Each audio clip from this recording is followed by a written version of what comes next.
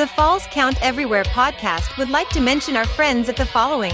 For the most intriguing wrestling stories and info on independent shows in multiple regions, nobody does it like We Talk Wrestling. Subscribe to Facebook's #1 interactive community for professional wrestling today. Pro wrestling on Tuesdays are a blast with the Wrestle Talk podcast. Join the entire crew every Tuesday at 7 p.m. as they bring their takes on the major circuits, showcase interviews with various indie stars, and news on the #1 fantasy wrestling promotion, the FWWC. Visit them at facebook.com/WrestleTalkPodcast and at WrestleTalkCast on YouTube and X. All of us here show appreciation and love to our first responders, military, and volunteers that help our nation as well as protect and serve us every day. Thank you for all you do. Tonight, we take a look back at the trend-worthy moments from the majors this past week, including TNA's Genesis, plus our first featured guest of the year, discussing his possibility to return to in-ring action, the Underground Assassin, Reyes. All of this and more coming your way with episode number 220 of the Falls Count Everywhere podcast.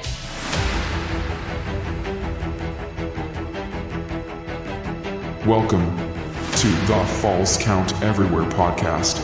The show starts in 10, 9, 8, 7, 6, 5, 4, 3, 2, 1. Go!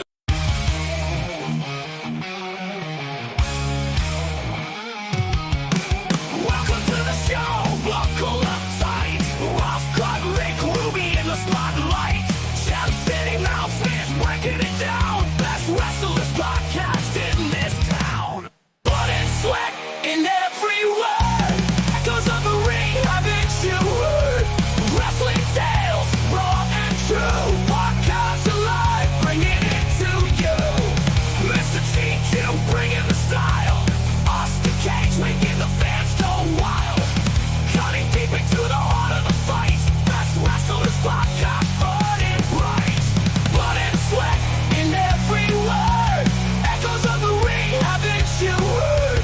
Wrestling tales, raw and true. Podcast alive, bringing it to you.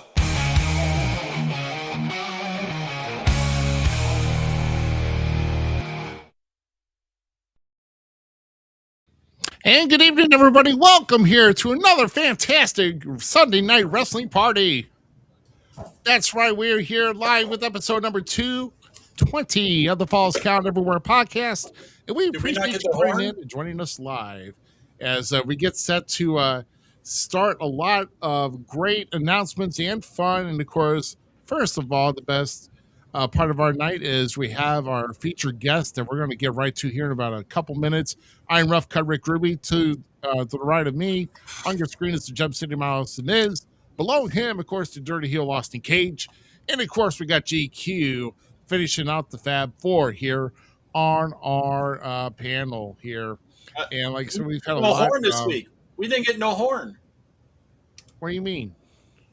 It didn't come across. It didn't come across? Oh, well. No. Okay. Well, soundboard, you're fired. I don't know. My pads. I mean, my sound pad's all the way up. So I heard the horn in my head. Don't worry about it. I heard it in the head too. I mean, but it didn't come across. So just there you go. Well, thanks for telling me. And Rams are going to the Super Bowl or the AFC Championship. Yay! We're going to the Super Bowl anyway, guys. Yeah, it's happening. Yeah, Cronky could go sit on the cactus for all I care. The guy's an idiot. So, wow. Yeah. I feel the love. Go to hell, Stan Cronky, and that's coming from Rough Cut Rick Ruby. It does not reflect the views of the Falls Count Everywhere podcast. So, oh my God, it's a cat! What was that? It was a dog. That's our dog. Look. You know the size of her dog. Here's mine. You know mine. That one right there. Okay. I was like, we can't have. It's like a snack for your. That's all. It's like a snack for your dog. Well, the heck, the messed up part is the little dog's more of a thug than the big one. Hey, I mean, I know they brought the quesarito back, but I know they brought back the dog too. So okay, Ruby. No, that's a peppercorn. That's messed up. I know. Nope. Out of bounds. I know. Uh Well, Ruby, let's see. Come on. oh, we got it. We got at least. Let's get to our opening comments here. You need to do that sitcom skit where GQ looks up, Ruby turns his left, and then Zmiz looks down. That's why We're like the Brady, At least I the know Brady which one Bunch. is like. Come on. Da. Ishmael is in the fiction. house. Yeah, point. Welcome back, my friend. Our friend. No. Okay. I don't know what Cage. Oh yeah, Cage looks to the right. Oh yeah. I have no idea what that is. What is? You've never seen the Brady Bunch? Seriously? No, I'm talking about Ismail on his last comedy. Beef and cheddar for What? What is beef and cheddar? I don't know. It cracked me. I don't get it either, and I know food, so I mean, I don't know. no. We're in a certain gentleman's club. Professionalism, Austin tonight. Professionalism tonight, Austin. Just so you Yes, know. I know. Save it for next Hey, week. y'all been doing more talking than I have. Ruby made the first inappropriate comment of the night. It wasn't me for once. Oh yeah, I know.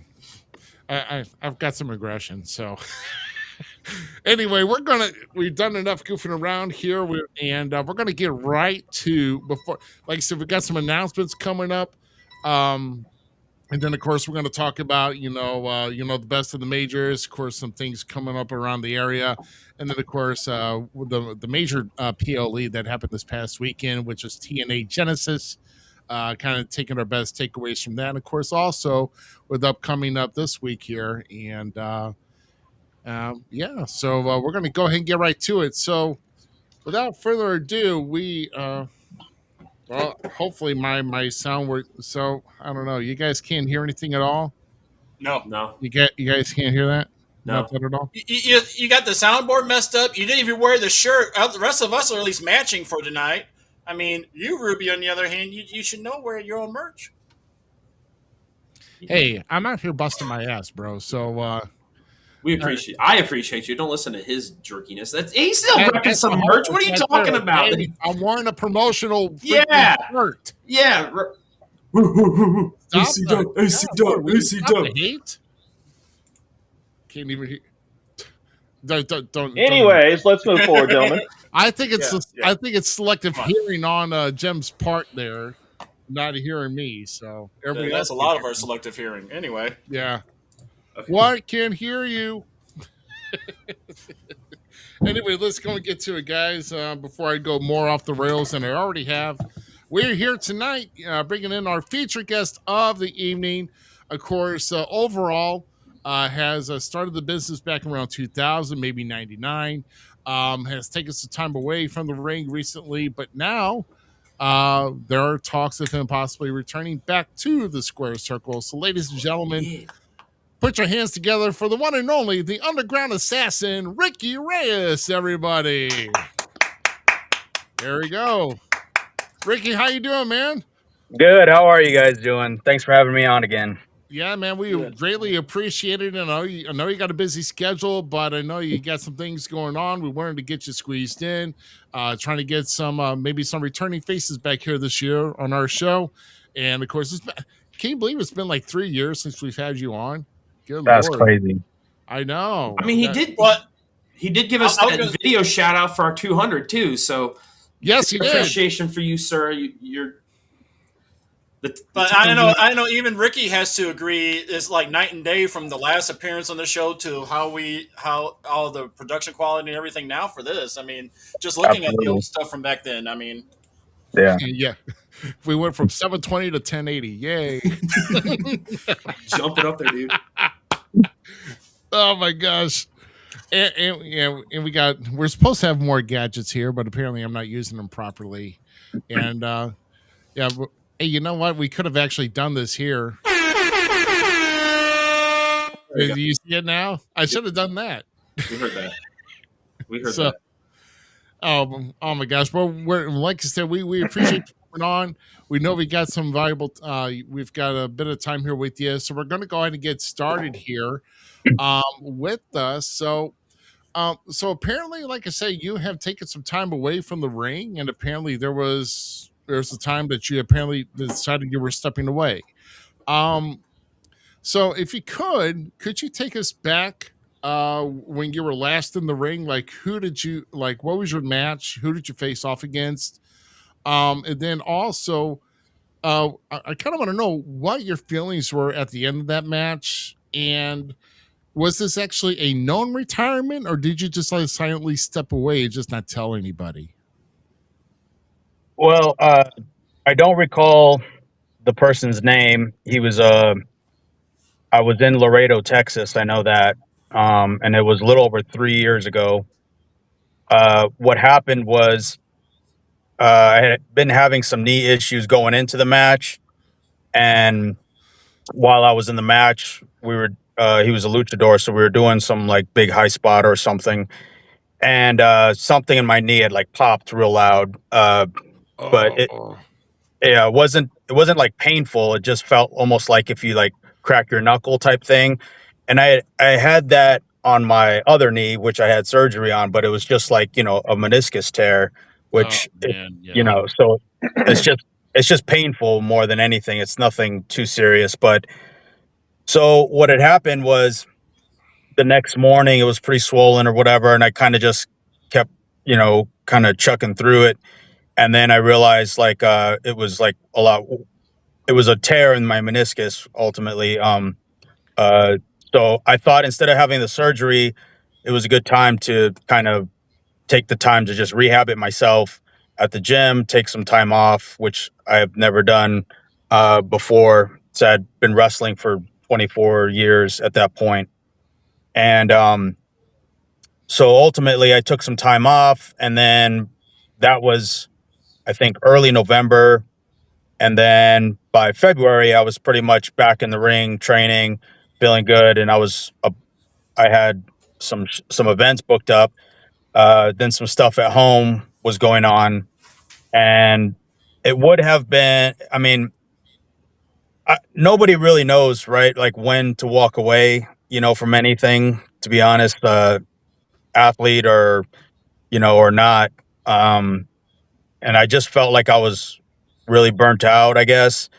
And it was kind of perfect timing with my son starting, karate, and my wife starting a new career at the time, and then she needed me home on the weekends to watch my son and stuff like that. So I just thought, this might be a good time to just bow out. I didn't really have a game plan, I wasn't doing like a farewell tour or nothing like that. So it just so happened that um, I just, announced on social media that I was done wrestling and that was it. And at the time, my mindset was that I kind of tried to convince myself as much as I could to stay away.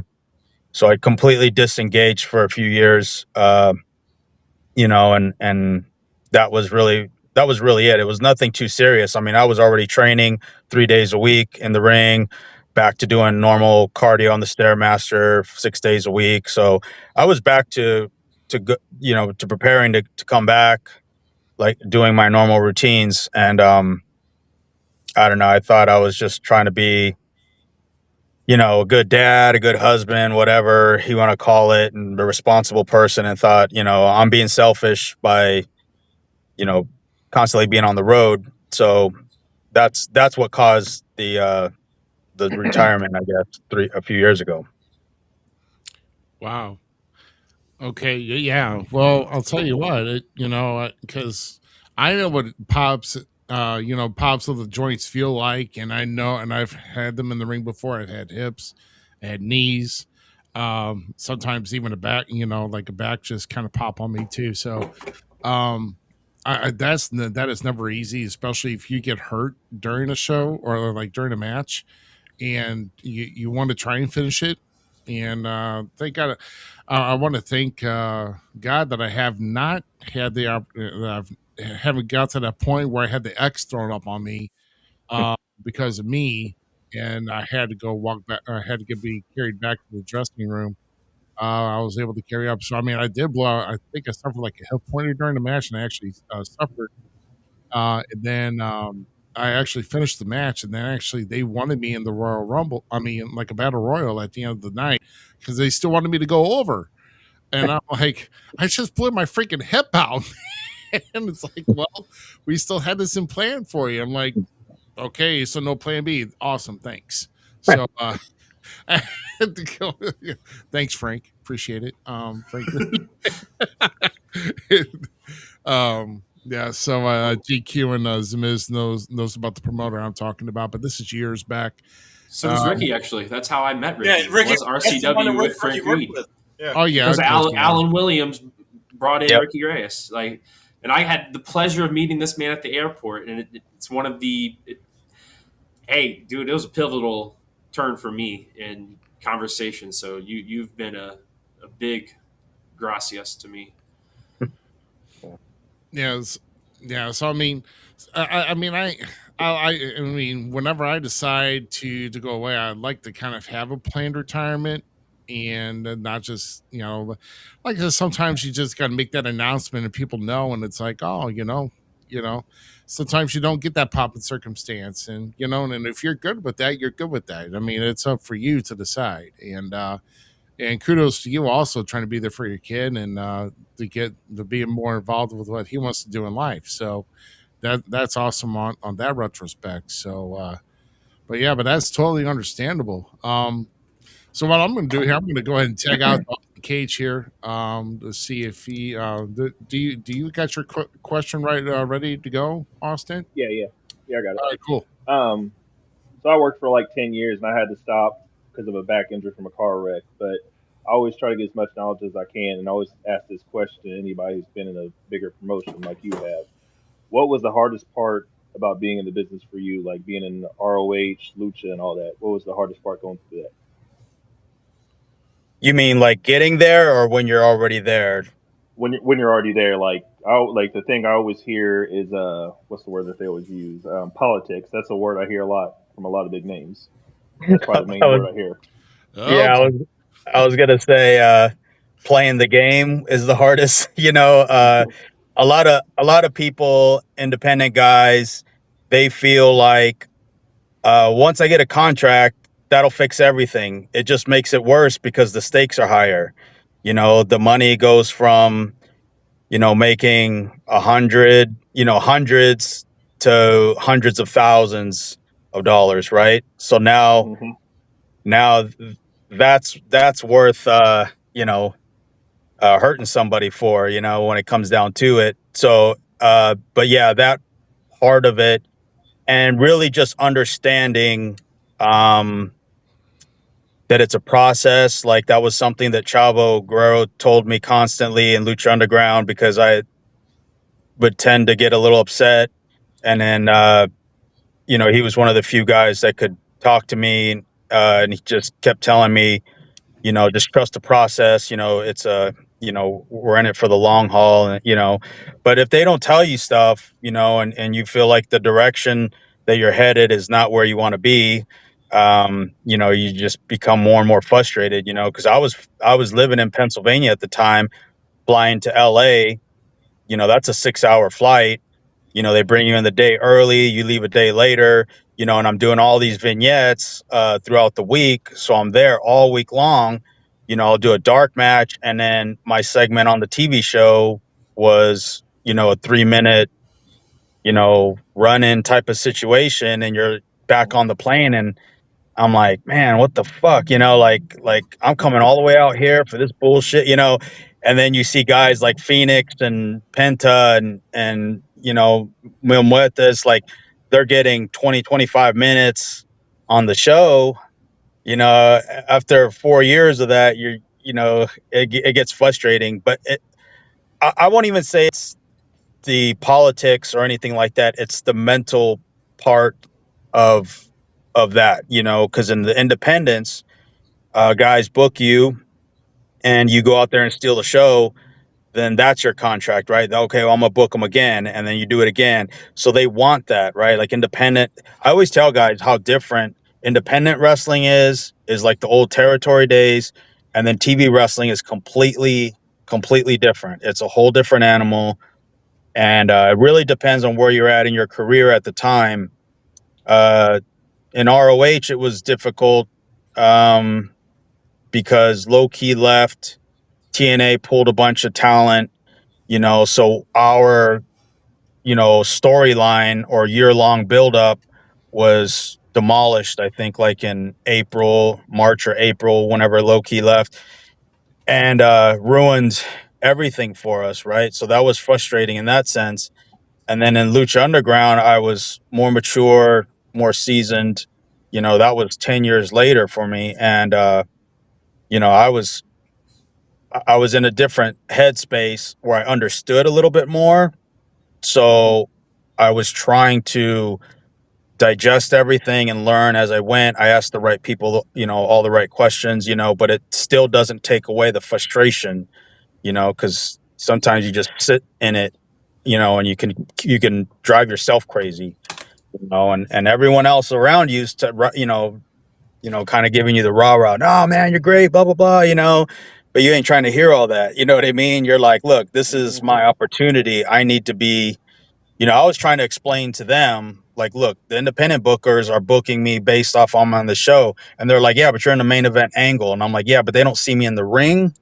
So it's a little different. I'm doing these cool vignettes, which is great, but I'm talking from a wrestler's perspective. You know what I mean? And they're talking to me from a Hollywood production perspective, or writer's room, So they're trying to calm me down and like soothe things over, but that's, I would say, the mental part of getting to that level is you need to have the right to ask the right questions. And that was why I 100% put all my trust in Chavo, because I've known Chavo since like 2001, and I trained with Mondo Guerrero and Chavo's dad, Chavo Senior, and I knew the Guerreros for a long time, but so I mean, it worked after a while. I would just be like, okay, I'm just gonna do my thing, and when they do give me that moment, which they eventually did, I took full advantage of it, but it's tough. It's not easy, and you can't get advice to make it easy. You just got to tough through it. That's really what it comes down to. Cool. All right. Well, Z, tag in you with your next question. And for me with you and Lucha Underground, because that's how I first became a fan of yours, and then I actually went back to watch the ROH stuff. I loved your vignettes because I'm always about character, and you had that like hitman bully attitude as this like you, because it makes sense now. Then like in ROH when you guys were called the Haluva Pitbulls. Havana Pit Bulls, yeah. Havana Pit, my bad. Yeah. Havana Pit Bulls. Like you had that Pitbull mentality still as Castro in there, and it was a cool change of character for you to just do the vignettes. Now, trust me, I love your in ring. When you said you were putting the boots up, I was like, no, I gotta sit, listen to him, like talk to him, and then I was frustrated for you a little bit, being the fan that I am of yours. But what's really cool is you did this kind of the same thing I've done. I stepped away from my career and everything when I was my actual shoot life to be a dad and hang out and be at home. What's driving you now to really want to come back and lace them back up? Because I know you never really stopped. You've been training ever since and still taking bumps the whole time. And because you're doing training stuff down there in Texas for the school, correct? Still? Yeah, well, I had started late 2024. I went to the school to work out with some of the guys or whatever, and I did take 2 solid years off of no ring work at all. I mean, I was just working out in the gym, whatever, but that's not the same. And then it's funny because I went down to the hybrid school in San Antonio, and I just I went in with the mindset of like, maybe I'll just move around and do some cardio in here type stuff.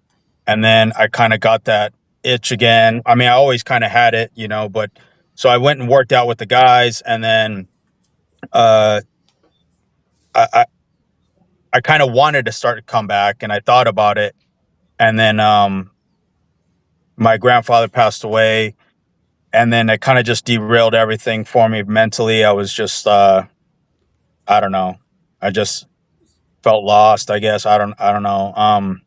He's the only person in my family that I speak to, and he's gone now. So I don't talk to my parents or my brother or anybody like that at all. Um, they've never seen my son. They don't know my wife, Wow. it all got messy because of wrestling. They didn't want me to do this. So, um, it was tough to lose him. And, I don't know. I guess I was just, I don't know, depressed or whatever you want to call it. I'm not sure, but, That's fair, brother. yeah. So I just, I just kind of soaked around a little bit, and then, I just thought, well, you know what? Screw it. I'm just going to go on the ring and just, that was my happy place, and I have all this, I got all this, I don't want knowledge, I guess you could call it, like, wrestling knowledge upstairs. So I thought I got to help out the guys and girls and, at least just be in that environment again, which made me happy. Right. And then, I started doing stuff, and then they were like, man, you should come back. You should come back. So then everybody was kind of bugging me about it. And then promoters were kind of like, hey, I see you're training again. I got this date, and I was like, and then I just decided, I was like, oh, you know what? Screw it. I'm just going to do it. I didn't even tell my wife nothing or nothing. She just kind of caught on kind of quickly. She's like, oh yeah. Like, when you lose 15 pounds and then all of a sudden you're doing cardio every morning, she's like, I knew something was up. So, you know, because I just didn't care about a lot of stuff, I mean, I don't know. I look at life, like regular life. It's easy. Pro wrestling's difficult, like, to me, because I care so much about it. Like being a good dad and stuff, that stuff's easy because it's for my enjoyment as well, so I just, slowly started to kind of catch on, and then I just made the decision myself, and then I just had to pull that trigger because I had the promoters were kind of bugging me. So I did an angle at one of the shows, and I said, I'll because my buddy Chris was like, come on, man, when do you want to get on? So I looked at him and I said, hey, let's do something, in December, and then we'll do an angle off of it. Like, I'll make an announcement, have the heel come out, blah, blah, blah, And he's like, let's do it. Let's do it. And I said, just don't tell everybody, And he was like, all right, all right. So, and then when I got to the event, I had my son with me, and I didn't even tell him, and then we were sitting in the crowd, and then they announced me. And then I said, stay right here. And he was like kind of freaked out, like, what's happening, And so I went up and announced my return, and then the heels came out, and then we just stormed out of the venue, like where the fans come in and out, And I texted Chris. I said, I think it worked. And he was just like, he goes, hell yeah, it did. He goes, everyone's back here wondering, what the fuck just happened, So I knew it worked then. And then when we got home, my son told my wife, Daddy almost got in a fight at wrestling. So Thanks, son. so she looked at me kind of crazy because she was like, well, what happened? And I finally, when he went upstairs, I was like, well, that was, the whole point and whatever. And she's like, oh my God. And so, but yeah, I just, I had to just pull that trigger and say I was going to do it, because I was like dragging my ass for long enough. And then I was like, you know what, let's just start it. So this Saturday will be my first match in over 3 years back. So Tell us who for the company down there. It's a hybrid school of wrestling. Like, if you guys are familiar with the Monster Factory. Yeah. Yes. Yeah. Okay, so it's a real similar setup. So at the hybrid school, they have 5 rings and a gym and everything, and locker rooms and offices. It's not a huge setup, but they squeeze in about 300 people into they break down all the rings and pull the one ring to the center. They have like the bleacher set up. They have food in there. It's insane. Ain't Like, bad. yeah, man, like they got the setup, man. They have about 50 to 75 students in there every day, Monday through Thursday. It's phenomenal, man. But it's very similar to Monster Factory setup, where they have the shows in-house where they train.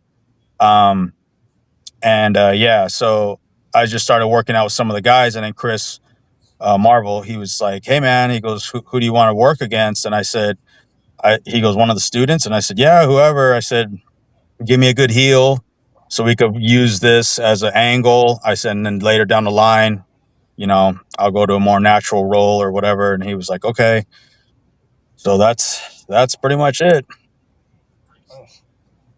Yeah, that's, like I said, that's got to be exciting.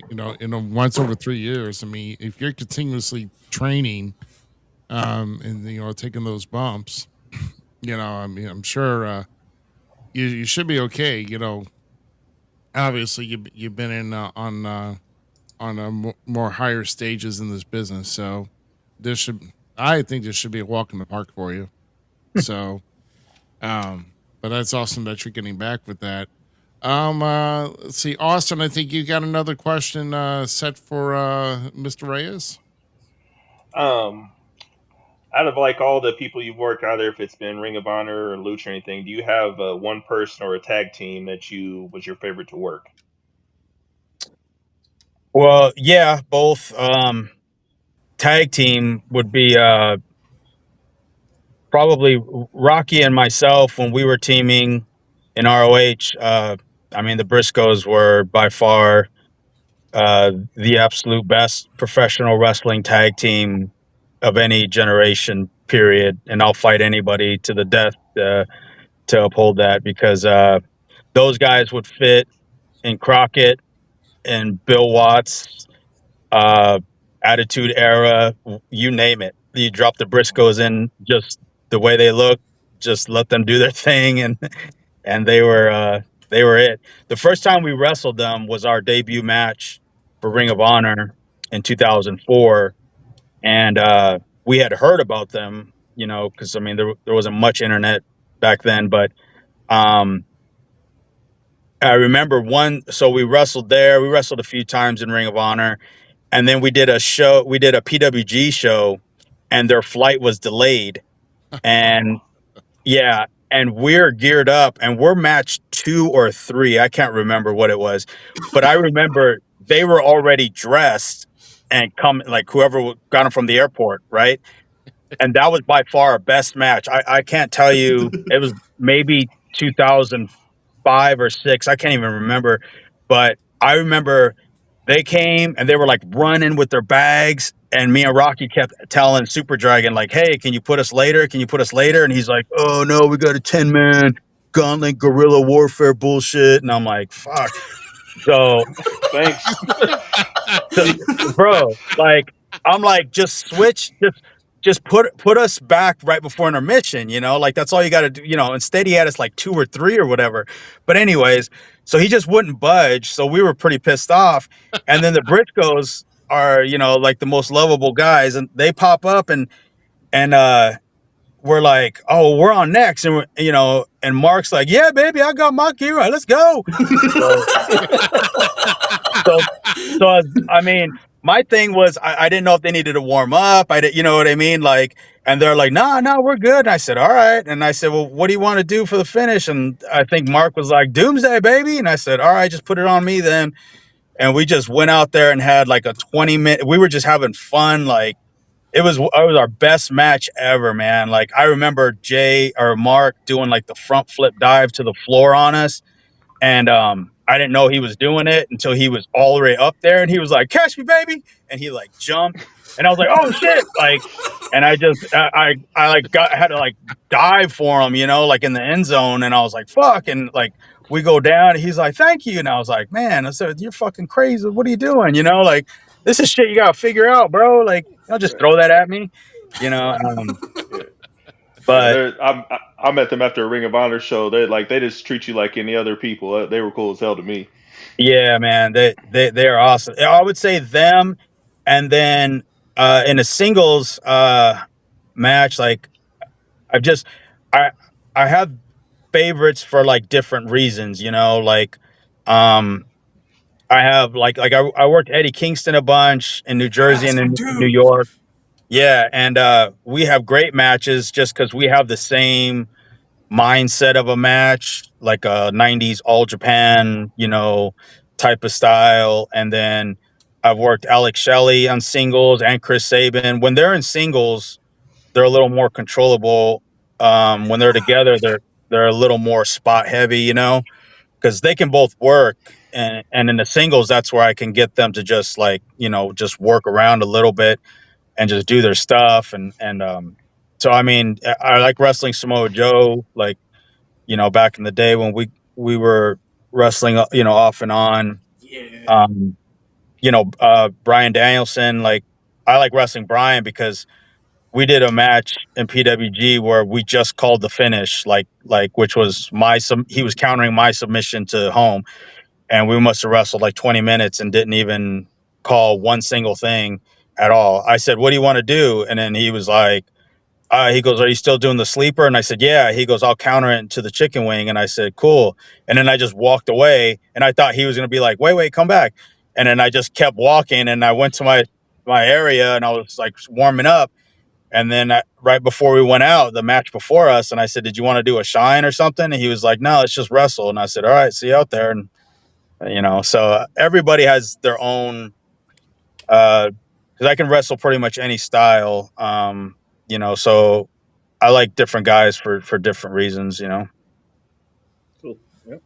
So with that mentality and the resurgent back to the ring, and what in today's culture do you think you're going to be able to help with, or even like what positive things are going on in wrestling culture today that you're excited to be a part of, and then what do you think you're going to be able to bring to the table to kind of add to the juices? Well, here's the thing, right? Like, what's old is new again. So, you know, the guys and girls, they have this habit, um, up from what I've seen, where everyone has their signature stuff, but then they have like 19 different ways to get out of it, you know? And it's so annoying to me, right?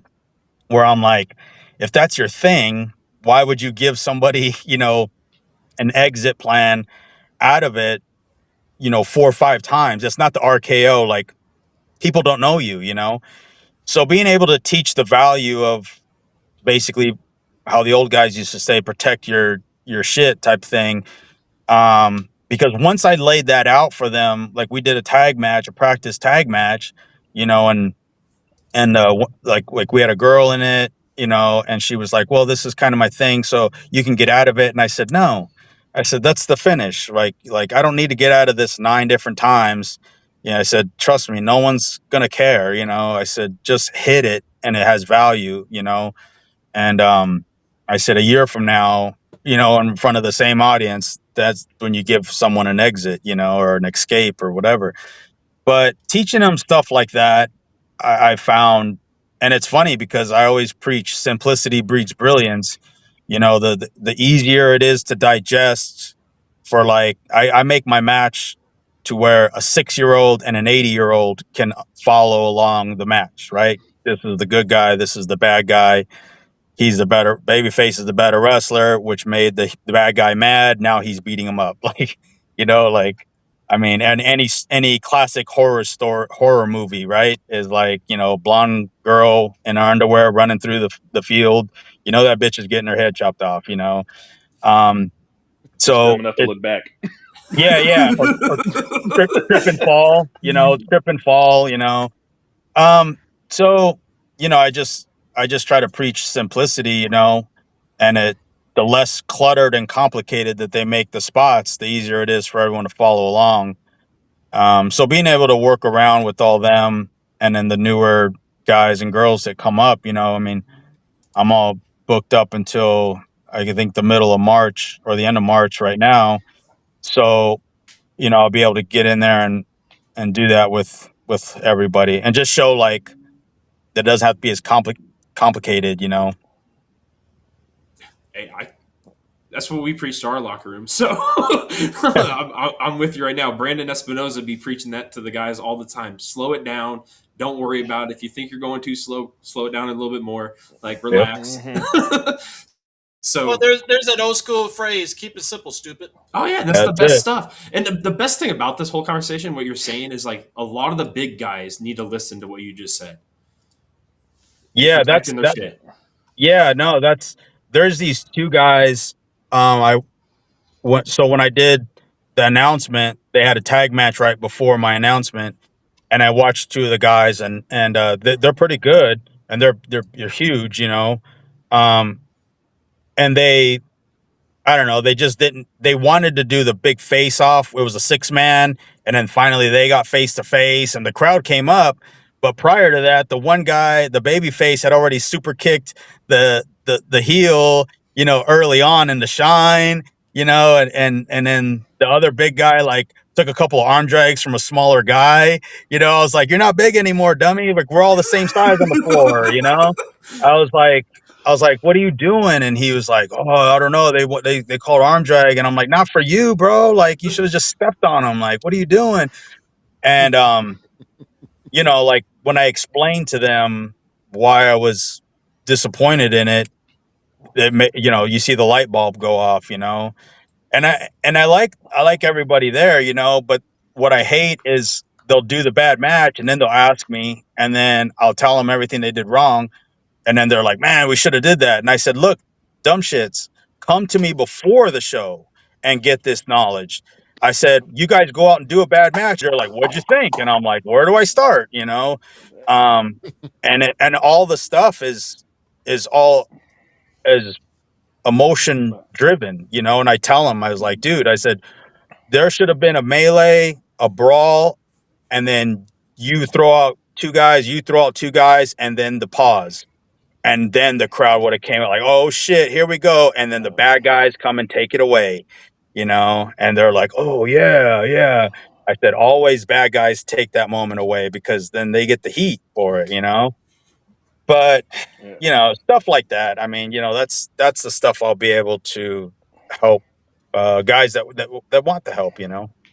Hey, anytime you've thrown out like trinkets of nuggets of knowledge on Facebook, or you've got on We Talk Wrestling a couple times with some of the guys and like talked about things, I've always just listened, read, put my 2 cents in. You've tweaked me a little bit, like so.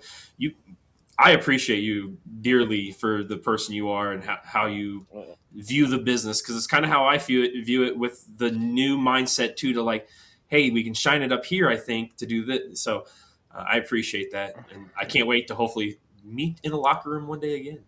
Yep. One thing that drives me nuts about this newer generation, though, is like, you know, obviously everybody's a mark before they become a worker. But then they come in, it's like, I saw this on TV. I want to try this. I'm like, oh my god, no. I was like, you've been here for like a cup of tea, kid. Hell no. We're gonna keep this on the ground. Right. Yeah. So learn how to get out of the wrist lock correctly, and then we'll go from there. There you go. Yeah, Well, try not to we're get great blown in up my 3 backyard. minutes in. Stop, Ruby. Just stop. Throw the pepper card up there. I swear. I heard that B word. All right, GQ, you take it home with us with him. Okay, so with you coming back to being in the ring, are you looking to finish any like goals that that were left behind with you, or are you looking to reinvent yourself overall with your character and in-ring performance? I mean, are you, what's the game plan, and how long do you think you want to go more on that? I don't really have. I'm not gonna like reinvent myself. I guess so much as I'm just gonna do more of what was working for me before. I think. Well, after the reaction I got, I feel like I might be more babyface for now. So I might do like a year as a babyface before I do something more natural for me. Um, and I don't know how much longer because I didn't have that game plan when I started. Uh, again, I have no exit plan either. So, um, I'll say this. The only thing I know that will be different now is my son's older and now he wants to come with me, and he's like, so it'll be more, you know, fun for him because when I was doing it before, you know, he just turned 11 now. So, you know, his attention span was less then. Now he kind of sees what daddy does or whatever. And he likes it a lot more. So, I mean, that's a great question. Like, I never really had a big exit plan. I didn't have a plan at all, to be honest. Even when I moved, like, I remember when I told my parents that because I was still living with them, but I was living in the New Japan dojo. So I would just come home, on days I had off to do laundry or whatever. Um, and then a buddy, actually CM Punk was like, "Oh, they're shipping my ass to Louisville. So come take my house." Cause he had just re-signed a lease on his house. That's how I moved to Pennsylvania. So I moved in with him, and it was literally like, he goes, "When can you be here?" And I said, "Well, I have bookings for the next couple weeks." I said, I'll be there after." And he was like, "All right, bye." And that was the conversation. Like, I went home and told my parents, I said, "Oh, in a couple weeks, I'm moving to Pennsylvania," and they were just like, "For how long?" I said, "I don't know." "Well, where are you going to live?" "I don't know." At my friend's house. And like, I've been there before, but I don't know where it is. It was just, and I'd have a game plan there, so, just kind of going, just ride it till the wheels fall off type of situation right now. I don't know if this is good or bad or sad or whatever, but in this time off, I tried to function in society, and I'm just not wired that way, I guess. Which, I can kind of be quiet and around things, but what goes through my head is just different stuff. And when you've done this one thing for so long, it's like you just can't. I don't know. Like, I tried doing the whole corporate thing, and I don't function well there. Uh, I'm not the brightest bulb on the tree, so like, I'm not good at a lot of things. I'm good at working out and wrestling, so I don't really know. Like, to be honest with you, I wish I did. I wish I was I was smarter with this stuff, but right now my plan is to stay busy, stay in shape, and I feel like where I needed wrestling, now maybe wrestling needs me. So it's given me everything I've ever wanted. So I feel like it's kind of my responsibility to help where I can. So if me just sticking around and just being around it helps everybody, then that's what I'm here for. Yeah. I have a question on to that though. Do you want to see your son follow in your footsteps? He's already doing karate. Yeah, um I've never wanted him to do this. I want him to be happy is what I want. He likes what I do. So I don't know. I mean, right now he's doing really well. He's a black belt in karate, plays the cello. He likes drawing, and he wants to be an artist when he grows up. I'm hoping he's a lot smarter. He's already smarter than daddy, but um I don't know. I don't know. I don't know how. I mean, for me and my wife, it wouldn't be a big deal because we're both athletes, so the family, kind of wired that way.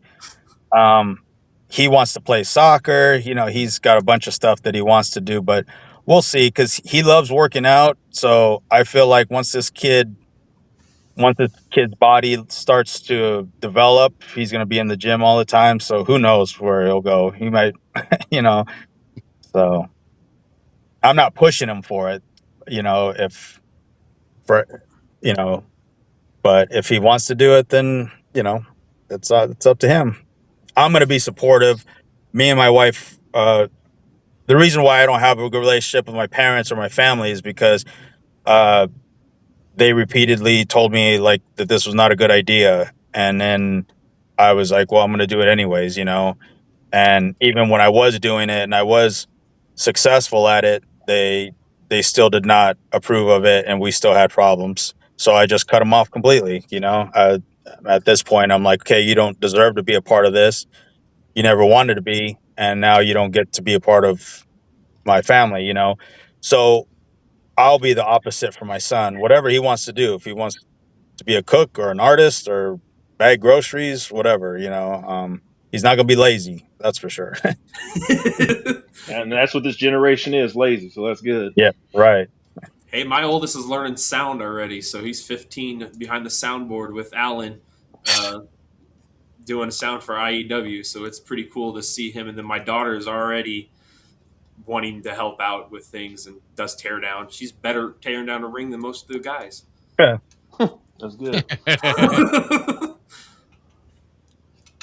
Oh yeah, I mean, what part does she like to do? Does she like the ropes, or does she like the? She'll carry out boards, everything, bro. She'll do the whole thing. I might get her to be the one that controls where the stuff goes in the rig. That might There be you what I'll go. do. Yeah, don't Give my 11-year-old some power. I say don't put her with all the labor. Hey, carry this post. That'd be terrible, man. Ah, shoot. I know I can't wait to see what happens and what goes forward, because you and I have gone back and forth a couple times where I'm like, man, get back in it. Like, or I would find one of your matches, your old matches, and watch it and then be like, damn it, this man needs to get back in the ring. Like, we need him right now in professional wrestling as a whole. So I am pumped as a fan, and then I can't believe I get to say this, but even as a colleague now, to a degree, I'm pumped to see where you go and what you do in the world. Yeah. And maybe at the end of the year we can get you back on and get a recap of how the year went for you. Yeah, Yeah, there you absolutely. go. Absolutely. Very good. There you go. Be like, are you up for another year? Yeah, right. We'll see then. Was it worth it? Yeah. You know, sure. Yeah.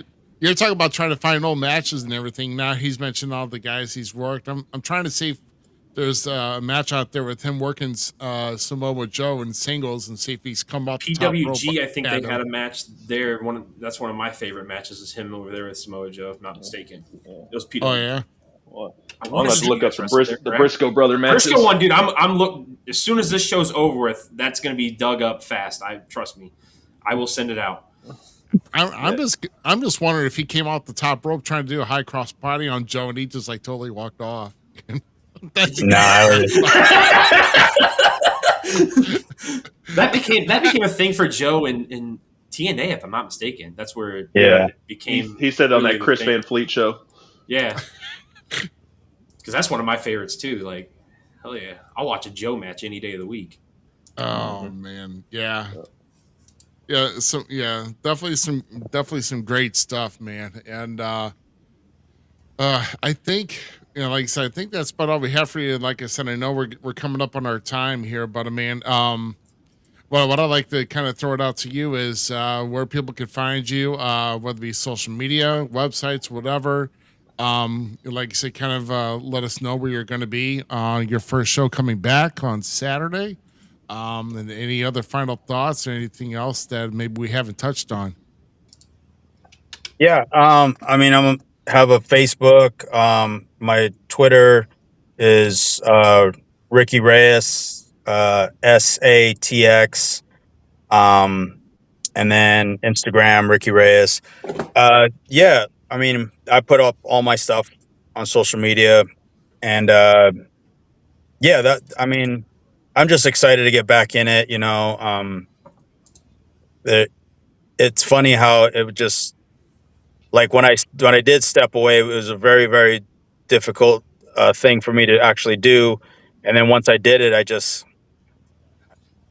can't explain, like, you just kind of feel like a hole, like empty, and it's not that I was sad, because I mean, I got to spend, time with family and whatever. But then even that was like, after a while, they all have their stuff, like that, so I'm sitting at home by myself every weekend, they're like, oh, we're going to go here, we're going to go there. And then, he has practice and then he's going to go hang out with his friends. And I was like, well, shit, we fucking on the road. Like, if you guys are going to just leave me at the house by myself, like me and the dog just sitting there staring at me.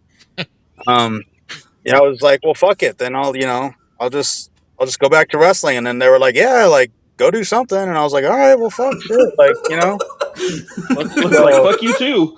Yeah, that's how I felt, bro. I was like, oh, you guys want to go to dinner? And then they all got plans, and I'm like, oh, okay, So I was like, all right. After a while, I was like, all right, well, I'll just go, work out. That's what kind of led to that, And then I'm reading everybody. Oh, I'm here. I'm in this town, this town and that town, and I'm like, well, shit, But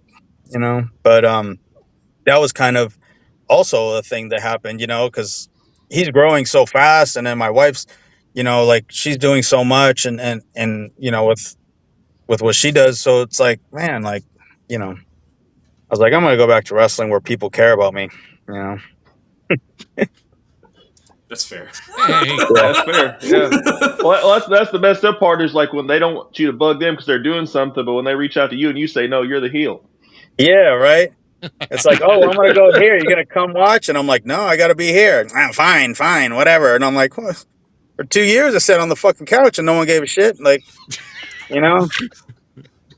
you got these performances to do, and I was like, whatever. So yeah, I'm just excited to get back in it, and was very fortunate that Hybrid allowed me to come and work out there, and they have so many students and such a big facility. It's great to be there, So Nice. I'm just ready for it.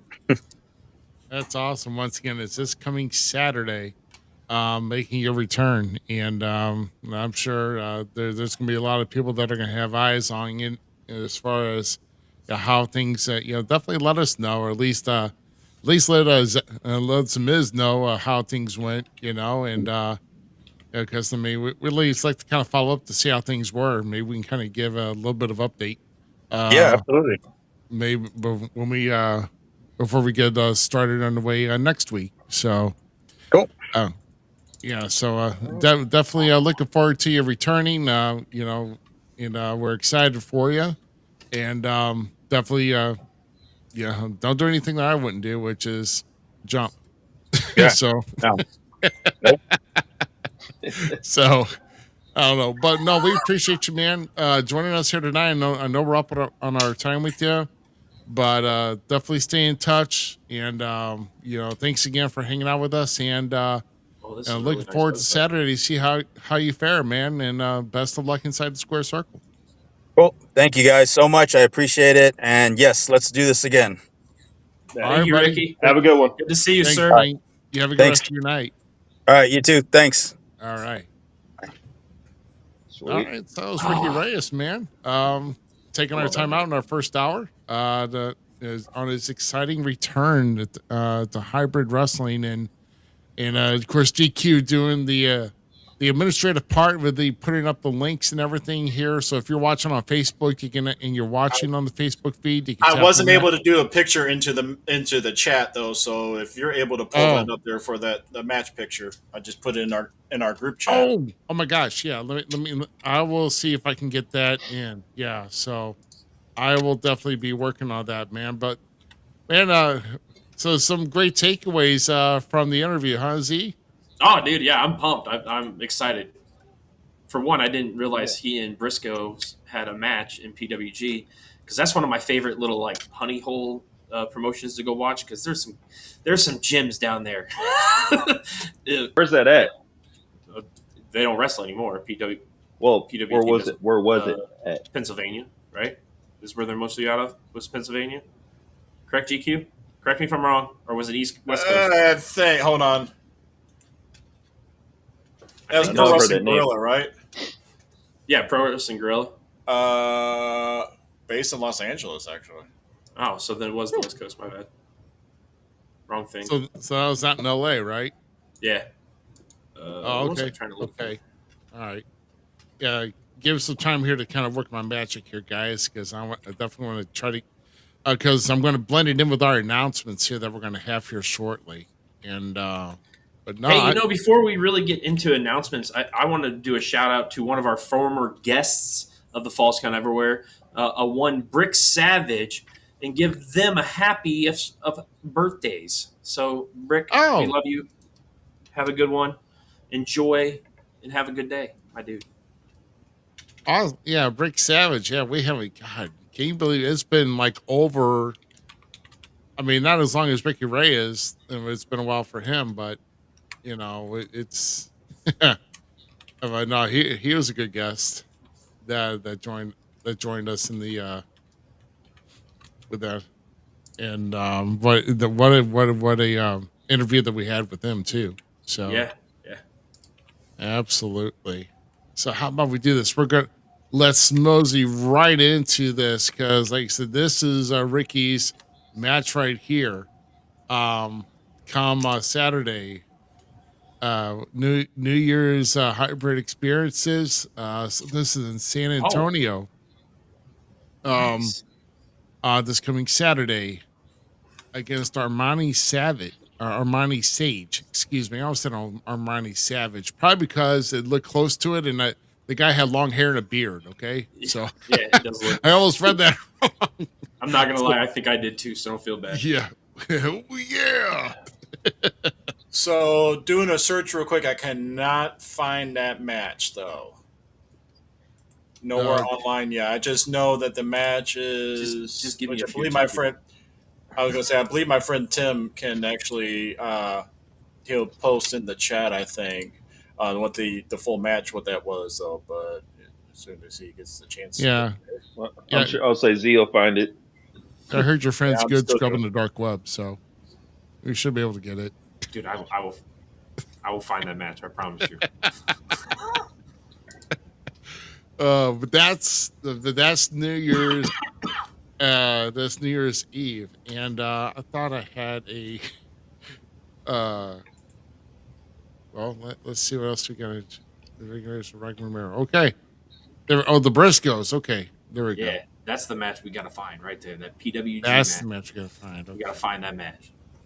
There's footage out there. There has to be. Yeah, I thought I had some. I thought I had some fanfare music, but I think that's on my old soundboard. But let's kind of move on here with our next announcement that we have, and we're pretty excited about this. And we got it together here for you. Ruby's in the Royal Rumble. Oh, sorry. You need to stop. So finally, it's here. We talked about it, and we have the official announcement. Bam! There it is. Yeah! We will be at SICW Fan Fest 4 this coming. So for the first time in a year, all four of us will be together again on live and location. And our simulcast will be on Saturday, May 9th, but it all starts on Friday, May 8th. With the one-man show with Mick Foley, and of course the option to do a VIP meet and greet, and all of that information for tickets on the one-man show and the meet and greet, you can go to sicw.org to get more information and buy your tickets there. And I'm gonna say it again, once again, as somebody that has seen this man do this show or a show similar to it, because he might have changed out material by now since I first saw it. This is a must-see event. Like, it is a must thing. You will not, if you're a wrestling enthusiast or love the backside of it and listening to that, this is the event for you, listening to Mick Foley. And then coming the next day to meet all these guys. Like, and gals, sorry, we can't say I gotta meet one of my idols in professional wrestling, Medusa, and dang near lost my jaw in the process of it because I was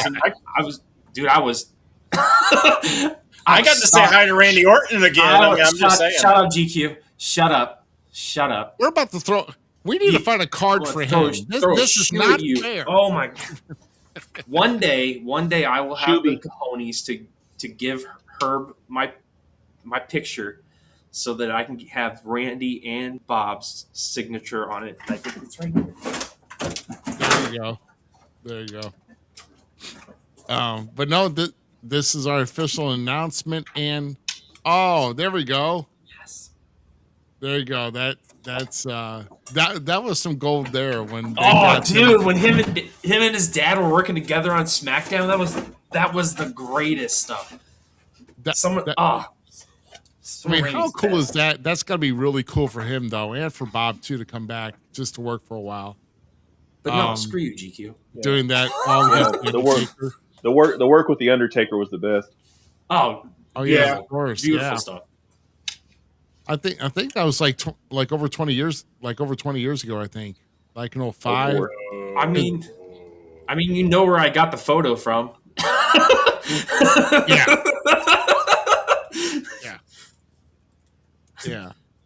So big time news, and like I said, go to sicw.org if not, or else you can also look for Herb Simmons or SICW All Star Wrestling on Facebook. They've been posting the events because, gosh, this week, I mean, Mickey James is coming in. I had a text message. JBL is officially been been announced. And of course, Glenn Williams is all over that, like a fly on a pile of crap. Whoa! Did you see what got announced earlier today? That Glenn Williams got announced that we were having a live Nasty Talk. Oh yeah, at FanFest 4. Let's go, dude! Kirby, we've got to get a picture of Mickey James holding a Falls Count Everywhere T-shirt. Oh, you're pushing it. I'm just, you know why. We have to do it. You're pushing it. Nope. Yeah, nope.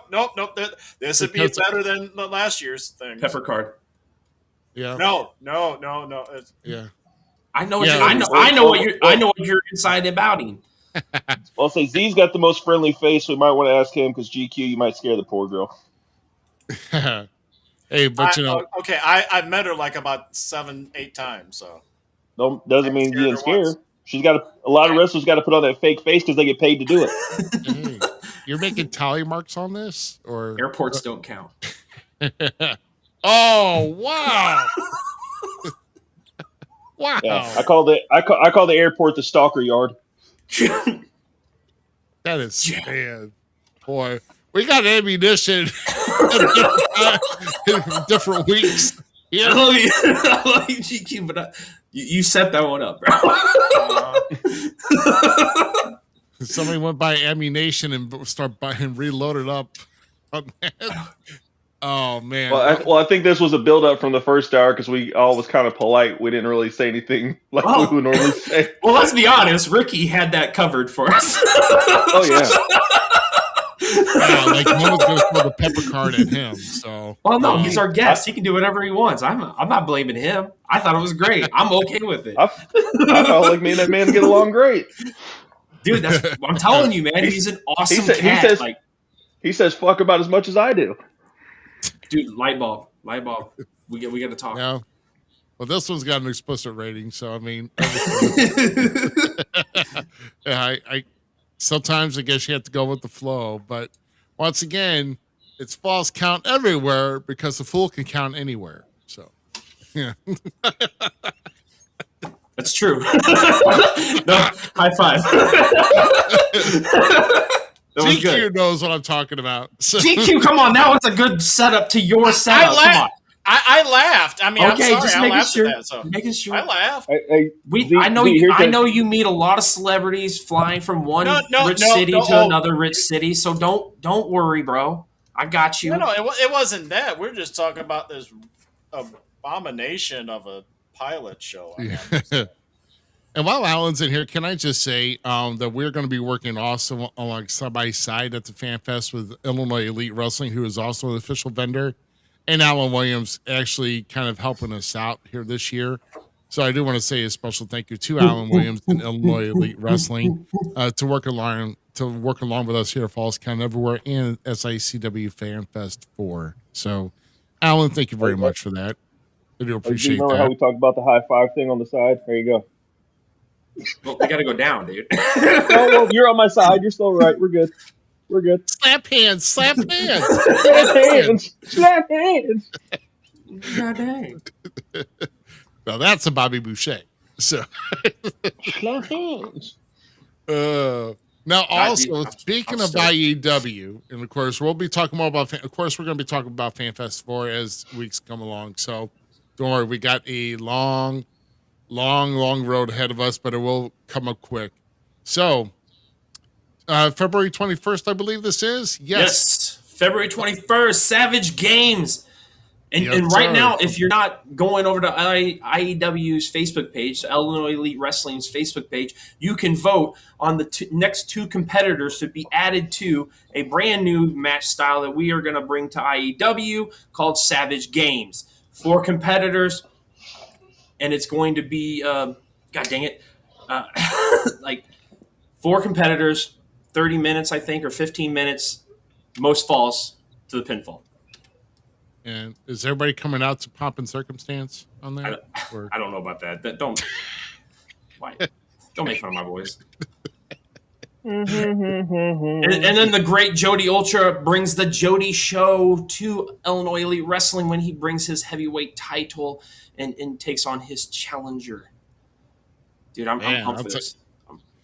Well, you noticed Jody Ultra in over the past few months now in that picture that you talk about a guy who's got confidence now. Yeah, right.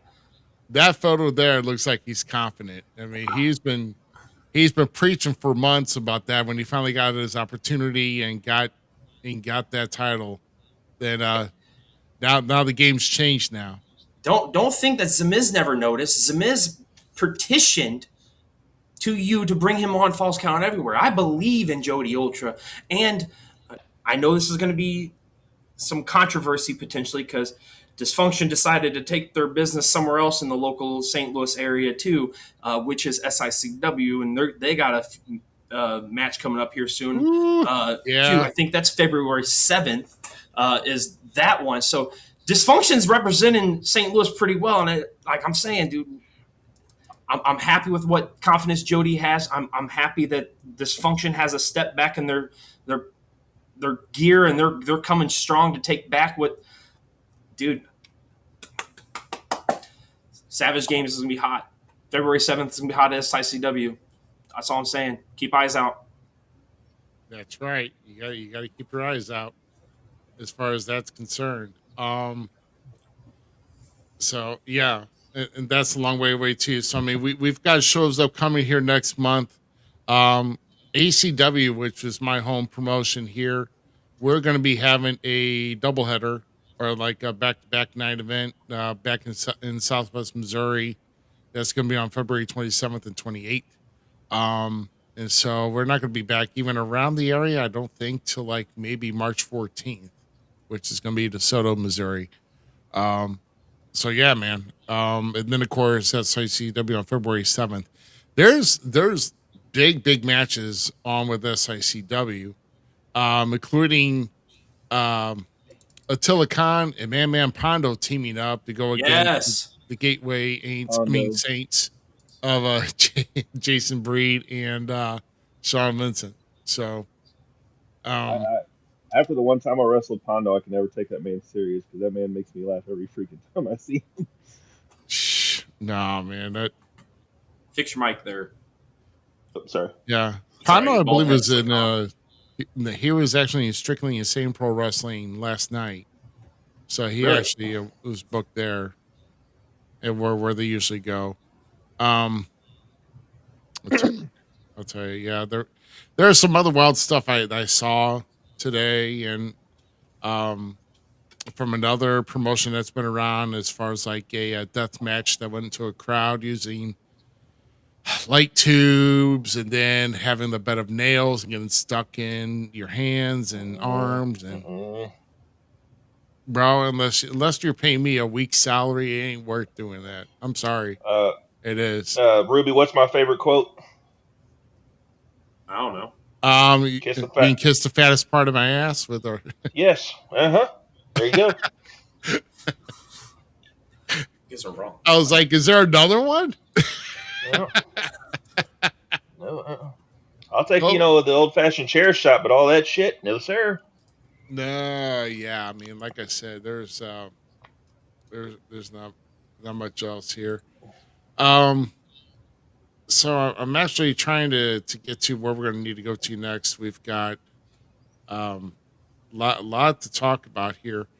So let's should we talk about TNA first or Raw?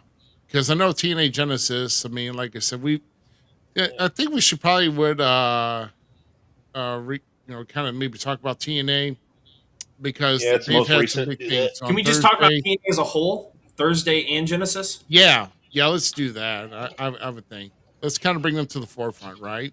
I mean, Yeah. Stick to times. yeah, yeah, definitely stick to tights. I definitely not going to go like, oh, let's go here and here. Especially, I would have done AEW like that, but then once again, there's only much I can only see in AEW, which is Tony Storm, Willow Nightingale, and Harley Cameron. That's about. Is it pretty bad that I only follow the women of AEW? Pretty much. I mean, No. they do have kind of they do have a pretty stellar women's division, though. I mean, when you think Can't about lie. it, I'm not against that actually. If that's what's keeping A, because that's kind of the reason why I follow AEW, because of the resurgence of amazing females that are like getting the spotlight now, and a lot of their ladies over there, where at one time I wasn't a fan of theirs, now I'm a fan of theirs. Tony Storm, 100%. Athena is another one with the ROH world.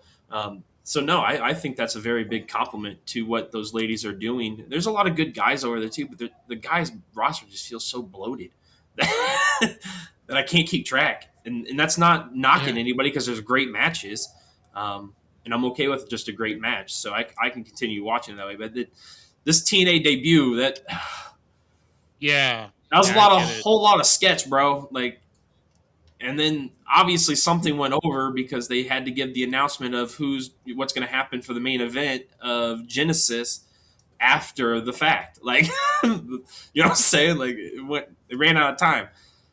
Yeah, I know they did run I out think of they were time. just trying to do like they were trying to try too hard to make the first Well, AMC and all that shit. this is one of those things where like Ricky Reyes is right, and even in the mainstays of wrestling, you can still see it. Less is more. Like, Right. But so this I is think they'll go back and look at it and they'll fix it. But yeah, I think they were just trying too damn hard. and I think this is part of the reason why they only do lives every so often because I don't think they can manage the TV well like they used to in the past. Because when they were on like Spike or whatever back then, when it was under different management, they were pretty well. They don't have enough practice in for going in live, and oh I don't no, know, it's no. just because of the funding that they had in the past. Well, But you know, let's hope with like WWE's help, they really get some production quality down because Management. TNA is like Genesis. I can't say nothing bad about Genesis. Like even Potato Head to the end was. I didn't watch the pre-show, so I didn't watch that. yeah, But from Steaks, Bell from Steaks got the Bell title. from Bell one to the main event was good, except for Kazarian and his whatever he did to not win. Like Yeah, he slipped on a banana or something. It was yeah. Who don't do knows? that. Yeah, I Don't, know. don't do that. Well, the thing that kind of bothered me is that I think they gave too much on that debut with AMC. To be honest, so I mean, you gave two title matches. Just by the way, let's kind of give a shout out to the Elegance brand, finding a way to regain the Knockouts World Tag Team Championship. Um, Even though they did defeat the Inspiration, which is kind of a bummer, but I mean, I just hope the Inspiration will find a way to bounce back. But then they're also going to be, I mean, their next, Mr. Elegance. is yeah. now here. Oh my God, Mr. Elegance, yes. I got to freaking. It's the Elegance Army now. Geez, I Ishmael got and some them, dude in there. Ishmael and them over there on Venom and Smoke podcast. Dude, I can't remember the one cat's name, but he's like, "What in Lex Luger is this?" Because I didn't watch TNA live. I didn't get to watch it live, but they were watching it live, and I was watching them watch it live. And yeah, that was hilarious because he's spot on. As soon as I watched it, I'm like, he ain't lying, dude. What in Lex Luger is this? This is totally the narcissist. 100%. It was funny. Oh my gosh. I don't know. Things I'm gonna.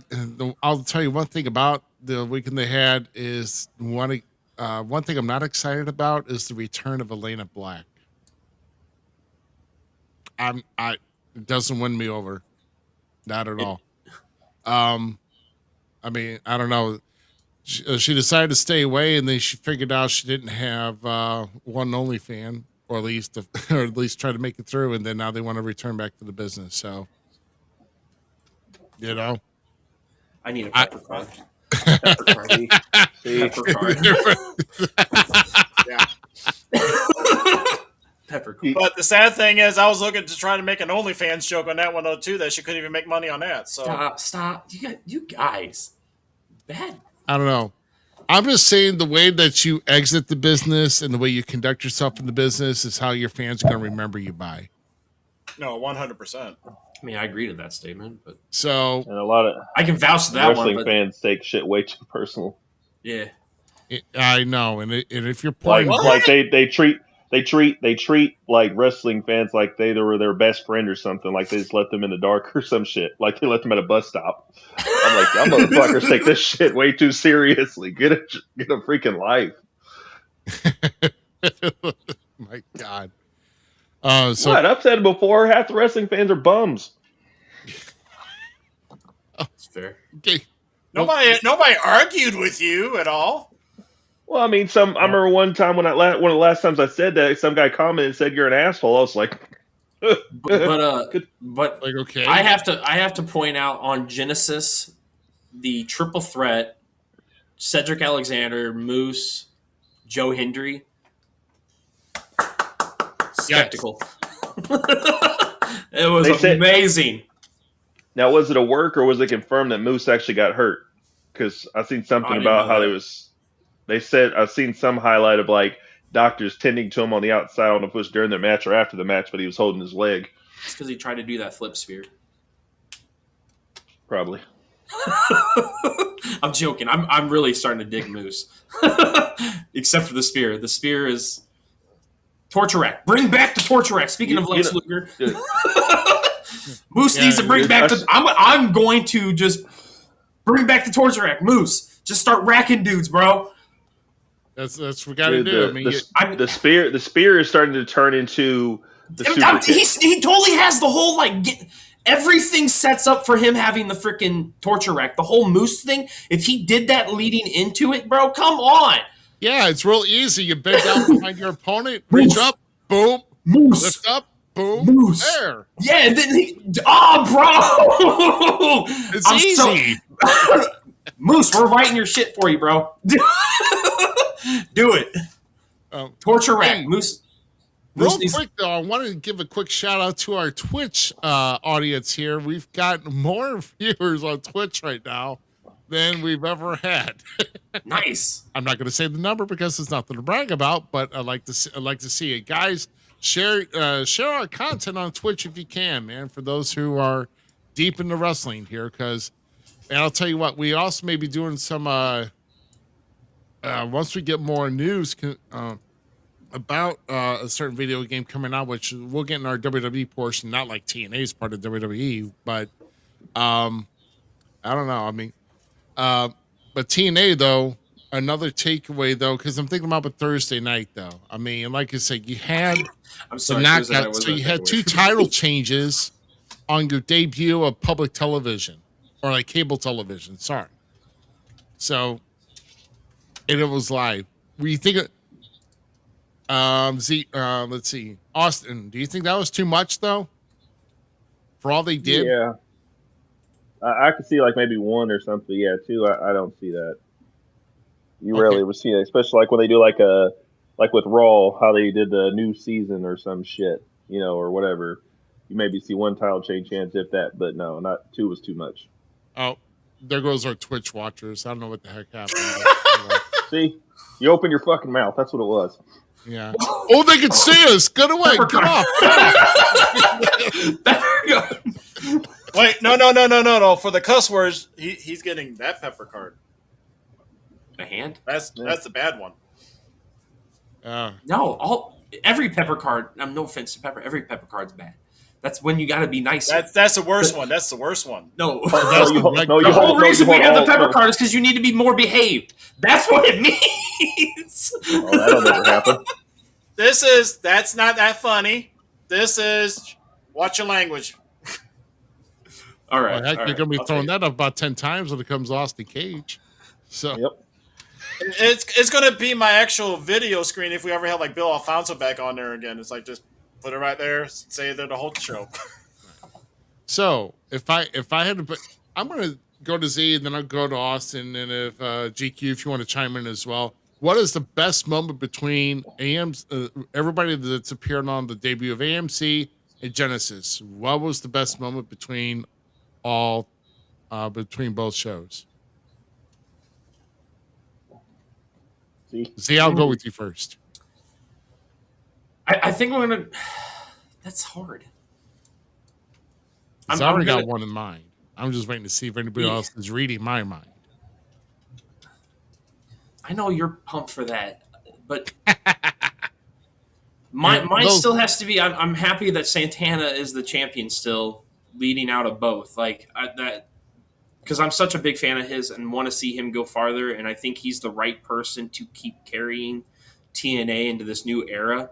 And his feud with Nick Nemeth is going to be hilarious and amazing. So that's my big takeaway is we got to see that. All right. What about you, Austin? Alan, now we're giving out the fans, by the way. I'm just saying. People are watching the show. Now we're giving them out. I mean, like, if you want to do, like, special moment for TNA, I think AJ Styles kicking off. Yep, that's mine. Oh, yeah, I forgot all about that. That was amazing. I didn't even watch. Ain't that a bitch? I'm pumped that AJ is there and doing that, but until he wrestles in a TNA ring again, I'm not satisfied. I want one more match for him in TNA. This is the year to do it too. This is his last year too. Don't say that because we're John. He said it. I don't care. He said it right now. I don't want to say. I don't want to believe it. Like the fan in me, the little kid in me that has became a fan of AJ Styles doesn't want AJ Styles to retire, my dude. Sorry, not sorry. John, have a good one. AJ, please stay. Like that's where I'm at, man. What are you talking about?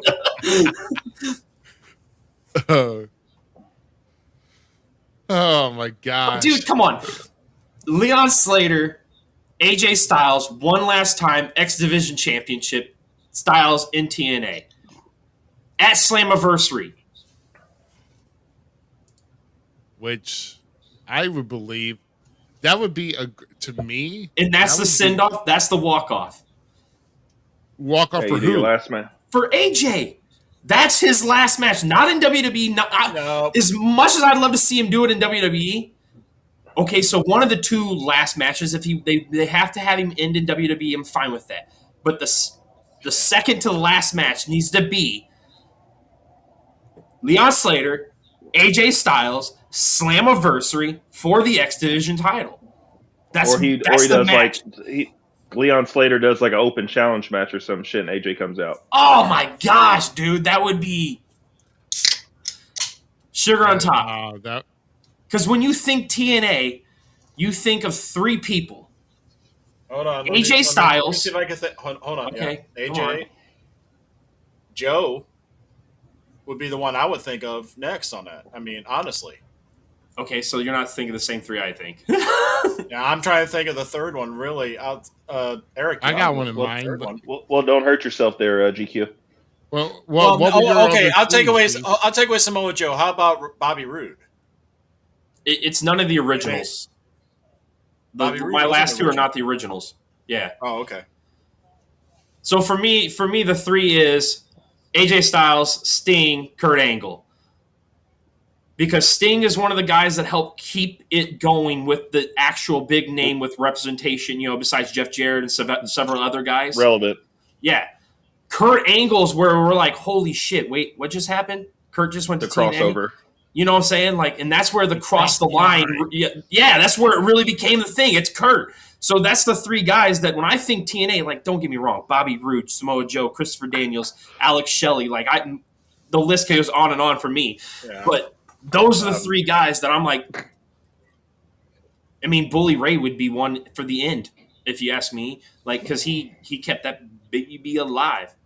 But no, I want to see Styles one last time in TNA wrestling, and it needs to be at Slammiversary, and it needs to be against Leon Slater, please.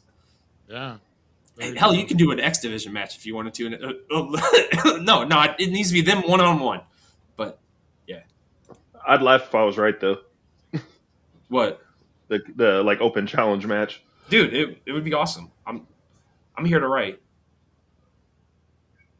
Yeah, I mean, in my opinion, the second to last match can be in TNA. His last one, they're not going to allow the last one not to be in WWE, so they can make. I get that, but god dang, that would be that's like a full circle send off, if you ask me.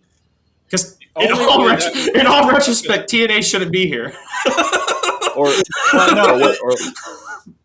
Or they could do it like where like you know how they induct people into the Hall of Fame. They induct him that week into the Hall of Fame, and he wrestles. Yeah. Oh, it would be awesome. But that's not me disrespecting TNA by any means, man. Means, because I can continue on that list of people that kept that business aligned, and one of them is, the broken one, Matt Hardy. Like that dude put TNA on his back and made it relevant again. So a lot of meth. Yep. So how about? So let's go and kind of venture back to Raw. I think we're all in unison on this one. Yeah. The big takeaway from Raw is Adam Pearce getting in the face of Braun Breaker. And causing initial contact, which eventually led to an altercation, right? Yes. Yeah, like this whole thing is beautifully... we're back to it. We were talking about it before we got in... before we got on screen in the green room, we wanted Adam Pearce in the ring match, and I'm okay with it being Breaker too now. Give me Adam Pearce in the ring. I wouldn't want to see. I could see something like that. I mean, that's not the match I would like to see ever happen, though. So I still want the Nick because Aldis. that's not going to be a match. That's going to be a massacre. There's no way he's going to be able to hold his own against Braun and all that, and make either look weak or strong. Are you putting down Scrap Daddy? Sounds like it. How many in this on this show right now has actually worked a show with him before? I don't need to. I watched it. I have utmost respect for him, but remember, Breaker is on another level. Remember what he did though with Roman Reigns, though. They didn't make him look strong. That's not the match I would want to see happen because he's just not going to look good. The match I want to see happen is him versus Adam versus Nick Aldis. That's all of that. Both of us. I'm GQ. High five me. I got you. Wrong way. There you go. Wait. Okay, ready? 3, 2, 1. Hey. It's like ET. It's like wait a minute. No. That's the. I'm pumped for. I can't wait to see what Paul has in store for Pearce and how's Breaker going to handle. Like we said earlier, it was like it was real when he had the spit in his beard. Yeah, dude, it was awesome. It was great. That's good TV when you're not doing wrestling. Yeah, that's good shit, pal. You can't plan to get spit in your beard. Well, I mean, Z probably could. I mean, but you can't plan to get spit in your beard and everything to show the intensity of what's happening. It's just something natural and all that. If he's having the right emotions coming out there you go. It's real because he said he didn't need a drink. No.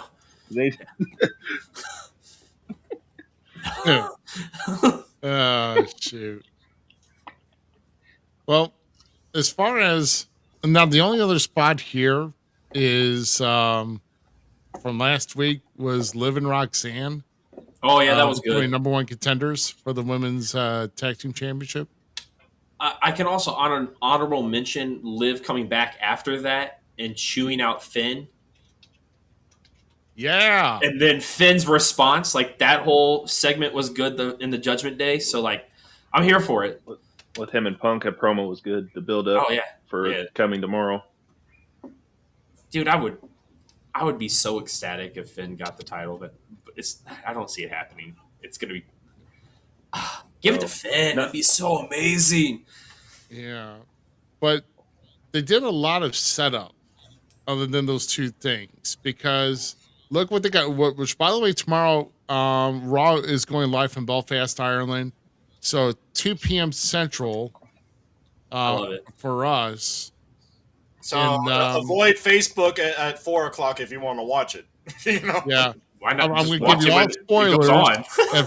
I'm going to give you all spoilers at 4:30 Central tomorrow. Yeah, I'm posting all the spoilers because if you're not watching it at 2, that's your fault. So I mean, won't they rebroadcast that though at the normal time? It's on Netflix. It's on Netflix. I know this, but won't You they know, it rebroadcast it at another time? I mean, No. Once they record it and it puts on Netflix, it's there, brother bear. That's it. So I we get haven't a had bonus. Netflix since I couldn't share one anymore. I mean, I'm just like, I don't know who I share. So we get a bonus match. That's We get a bonus match with Javon Evans and El Grande Americano. I can't wait for that match. Dude. So we get that. FYI, I was at a bar Friday night and somebody played, and the DJ actually played the El Grande Americano thing. Wow. Okay. Wonderful Well, DJ. you know- He was a great DJ. I mean, I'll tell you that. I mean, so Yeah, a lot of marks in South County. We go from a trailer to a TV. And then also 2 championship matches. We've got Maxine Dupree getting her rematch against Becky Lynch for the women's IC title. And we got Finn when he stepped up and he's taking on CM Punk for the World Heavyweight Championship in his home country. Dude, back to that promo when Finn's like, I'm going to take a playbook out of your book. You always have home court advantage. Next week, I have home court advantage. Like, I was high five, Finn. Yeah, that was good. That was good. you know, here's something I'm wondering with Becky. Why is she? Boy, he just disappeared out of the blue. It got quiet for a second. Why is? Oh, I didn't know what you did. Never mind. When are they going to turn her face? Because there's something that she's on right now that they need to promote, and they can't promote her as a heel. I'm just saying. Shame on you, Alan. What? No, because no. Stop it. No. Shame on you, Alan. That's bullcrap. It's not an ACW pre-show, bro. Oh! Sorry. Yeah. They don't You're want jerking the show. Stop playing. But back to the Becky thing. What? No, don't mess with Becky, because if I gotta listen to her, I'd rather listen to her bitch and make me hate her for that reason than because she's doing exactly what she needs to do. But what I'm saying is, I'm surprised that they didn't turn her face Why? to promote a new show that she's on, that she's in, you know, like they do with anybody that's made a movie or made a TV show or something. What? She promoted Happy Gilmore too just fine, and that movie didn't need to be made. She was in Happy Gilmore too? Correcto mundo. Obviously, you don't watch enough wrestling. So why didn't Kane turn face when See No Evil came out? Okay, that's a different type of movie. Yes, huh? Yes. Yeah, just leave me hanging there. Hold on. I like that. Hold on. The DJ was awesome. I want to say that, Alan. The DJ was really awesome. So you can still be a butthead. I mean, heck, MJF was in. Wasn't he? Happy Gilmore too. Yeah, he was in Happy Gilmore. By the way, him playing one of the sons. I want the Sons Happy Gilmore movie. Don't. Yeah. This movie set me up to wanting that movie. I just want to watch the Sons now, where Adam's not in it. You know. Yeah, Happy's dead. Happy's retired.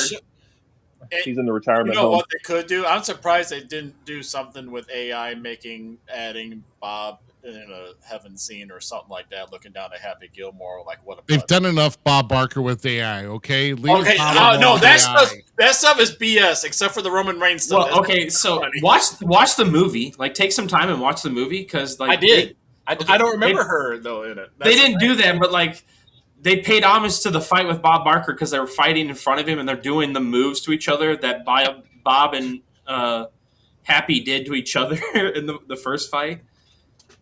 So it's goofy. The movie just didn't need to be made. No, now you've had enough, bitch. No, you know what? Out of all the ones that they bring out sequels finally and everything, Happy Gilmore 2, I would have done without those two. It's not bad though. Like, I'm not. My kids love it, so it did its job.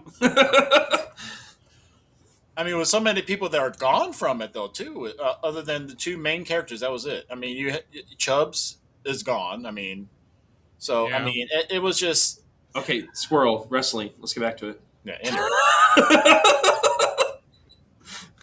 Actors no longer here.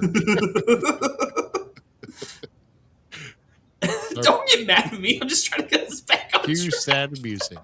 Dun, dun, dun. Oh my gosh. So that's basically what's That's it for Raw. not much to We gotta take go to away from Raw. SmackDown. It's just a lot of build up for this coming week. So this week is pretty good. Oh, and Gunther is going to be kicking off Raw. Oh, dude, Tomorrow. that Gunther AJ Styles match too. Was that was last Raw, right? Oh yeah. Yeah, that match Yeah, was fire. The fake tap out to Gunther so AJ will give up or. Oh, release dude, the that shit hold. was Yeah. awesome. That was great. Yeah, that yeah. That's why he's the ring Obviously, general, that's bro. not over. Noggin. Yeah, noggins. Yeah, that's obviously that's not over. So So Us, everybody's Herb, saying it. we never have too much fun. Always, Herb. What? that's best. We're the most fun, and we got best knowledgeable guys talking here on a pro Hey, wrestling I podcast did show. my research. You know, definitely can't be no stiffs. I mean, I mean, unless if it's ring work, but you know, other than that, so now we move on to NXT, right? And oh yeah, hold on, let's give me hold on. I need because you're not gonna, you made me remember these things, and now yeah, I'm sorry, bud. My bad. that's all right. Miss Parker's back. Hey, That's hey, all. I've had That's a all. care- Hey, I'm gonna That's throw all this needs out to be there said. while Ruby's looking for that real quick. I want to throw this out there. Hey, Herb, you could probably try to see about getting Ricky Reyes in for the Fan Fest. I'm just Well, yeah, Hey, you know, I think that's nobody's arguing with that one. So no, You I'm gotta not say something arguing. smart one time a day. oh no, yeah. we're more laid back at Fan Fest. It's too early in the morning for half of us. I mean, I think all of us. Really. dude, I am bouncing off the walls. Like, you guys didn't even see me half of FanFest 3. Yeah. Z was a kid in the candy store. Oh, straight up, dude. Boy. I was meeting Yeah. one of the greatest in the quiche. Got to meet Devon Dudley, which was like an honor.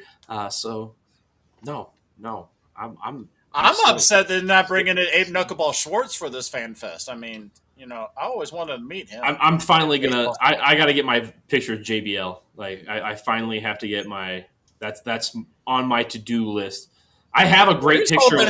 His hoping Briscoe comes in and they take over the podcast. I'm just saying, give us a break. I mean, bathroom break, bring back beer for them. Yeah. Which, by the way, I will say on Road Trip After Hours, they did. I did do a little high on behalf of us, and definitely Mac Davis wants to stop by our table again this year. Oh, I can't wait for Mac to show So- up. Like, I love that guy. I love talking to him and Teddy on After Hours. They're on Wednesday nights now. Remember Yeah, that? they're on Wednesday nights Yep. now. So Fuck that they one. moved. Wednesday Probably nights for because them. Mac has actually got a lot of projects coming up, including doing a recap with JCW now. Yep. So Is that the so Juggalo yes, stuff? even with Yeah, because Russo's booking. Russo's booking there now, and so far Russo's doing good. If he wants to, I'm all for it. I'm not against it. Let's see what he can do. There's room for everybody. And JCW's I think JCW's the perfect place for him, actually. I tend to agree. Yeah. And there's good wrestlers there. So I mean, as long as he's booking and less talking, we'll be fine. you got like the Neon Ninja, I think is what his name is. I like him. He's skilled, dude. Hey, there's no ninja like there's no ninja like Ninja Presley. I mean, wait a minute, time out. There was a gimmick called Ninja Presley. Yes. Dude, you need to send me footage of this shit, dude. Hold on. Just wait a second. I'm gonna tell you exactly who it was, though. Because when I tell you guys, it's Elvis Presley. He didn't die. GQ, the other night, Ruby and I stayed on here, and we scrolled on a nice Facebook group that talks about wrestling. You can kind of put the picture together. I'm not going to promote them. I still enjoy it because I like I like all wrestling. So, but like, there's some bad wrestling out there. But that's the worst. That's my red flag. Is if it's wrestling, I will gladly sit through it and watch it. I don't care what promotion is, who's putting it on. Hold on. Did you actually watch that? Oh no, you watched it on the. We watched it together. We watched it all together. The one where the mascots all wrestled and the Red Rangers say Jerry the Jeff or Jeffrey the Jeff. Jerry the Jeff. What the? Heck? Okay, so back did he call Jerry, the Dragon Zord? That was my grandma had a rocking horse thing that was a giraffe, and his name was Jerry the Giraffe. Oh, okay. Yeah, so like in her it held all my toys as a kid. I wish I still had that giraffe. That thing was badass. Yeah, well, yeah. I mean, yeah, it was. We were quite amused with all the reels we were watching last week, so we were staying up late watching those. So that was that's cool. my red flag. Just watching wrestling. Period. But yes, so my favorite team in that group is Team Rocket. I'm just saying. But anyway, go ahead, Z. So take us out of this. Back to NXT. Back to where we need to go. Miss Parker's back, and Miss Parker's taking on old. I want to call her old. You mean Blake Monroe? Blake Monroe. Thank you. And I'm excited for these two because I love Blake. I love what she's doing. I need to get used. I feel like my wife right now. My wife can't stand watching wrestling with me because, like, when wrestlers go from AEW to WWE, right, or TNA, they change their name maybe, and she's like, "No, that's this person." She still to this day will not call John Moxley John Moxley. It's Dean Ambrose. she doesn't care two shits. So, like, it's kind of funny. She did the same thing with Rusev too when he went there.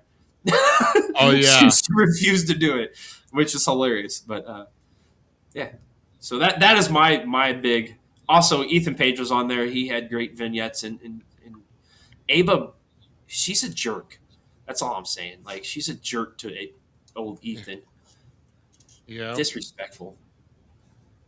Well, I will get the Rock on the show. Yeah, I will say at least we've got some answers now. Apparently, and I have to look at the calendar. On on February 3rd. Yeah, so on February 3rd. So in 2 weeks from Tuesday, on the CW, they will have 6 guys in place in a 6-pack ladder match to declare, at least to determine the next NXT champion. And Ricky Saints has found a way to bypass all of the qualifying and is in the match. So that dirty dastardly guy. And the Revolution apparently is still around. So, but my question is, I mean, they're starting qualifying matches this week. So I don't know who's going to be facing off against who yet, but they're saving a big match for the CW. So Dion Lennox, Josh Briggs. Oh yeah, Lennox and Briggs, right? Is Randy Orton 2.0 in it? Oh, Miles Bourne. Yeah, Randy Orton 2.0. Hey, I like Miles. Don't get me wrong, but once again, Maybe him. That's all I can think about right now. Dang, I want to know who else is going to be in it. Yeah. Joe Hendry will have to be potentially. I was trying to play the music and everything, but yeah, that's who I would think they would throw into there. You're trying to play the music. What music? Say his name and he appears. Didn't work. Sorry, Rudy. It worked. It worked loud and clear. But yeah, I don't know who else will be other. That is going to be exciting. Yeah, I don't know exactly. I mean, I'd probably have to go to their Twitter page because their website is pretty bad on what's coming up. Do you think we'll get a TNA person in it? Oh, we're shooting, aren't we? What? Well, I'm just saying. I mean, we can take a shot at being a double champion. We could have Ego in there. Yeah. Ava said he can't do that because if he wanted in, he had to relinquish the North American title. All right. Yes. Oh yeah, that is right. And he's going up against that new flippy floppy dude from France. Ilio LaFleur. Yeah. Yeah. So that's this week. So. Yeah. Well, yeah, I know. I'm not too crazy about Ava. No, she's a bully.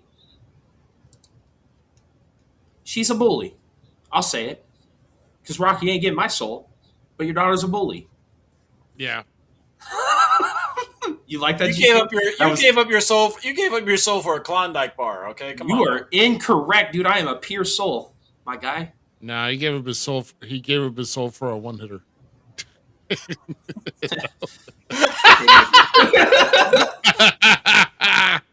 Happy little. Okay, hold on. Let's be fair. You gave it up for Lynn, so I gave up salad. Then what'd you give up yours? GQ for the double patty burger? Who said I It's a Krabby Patty. Oh, you guys are getting silly now, man. All right, to SmackDown we go. So yeah, so how about we do? Yeah, let's see, because I think that's probably going to be our last one. Like I said, I didn't get much chance to watch AEW as usual. All I know is that I'm seeing more. Pac's a dick. Oh, dude, that's all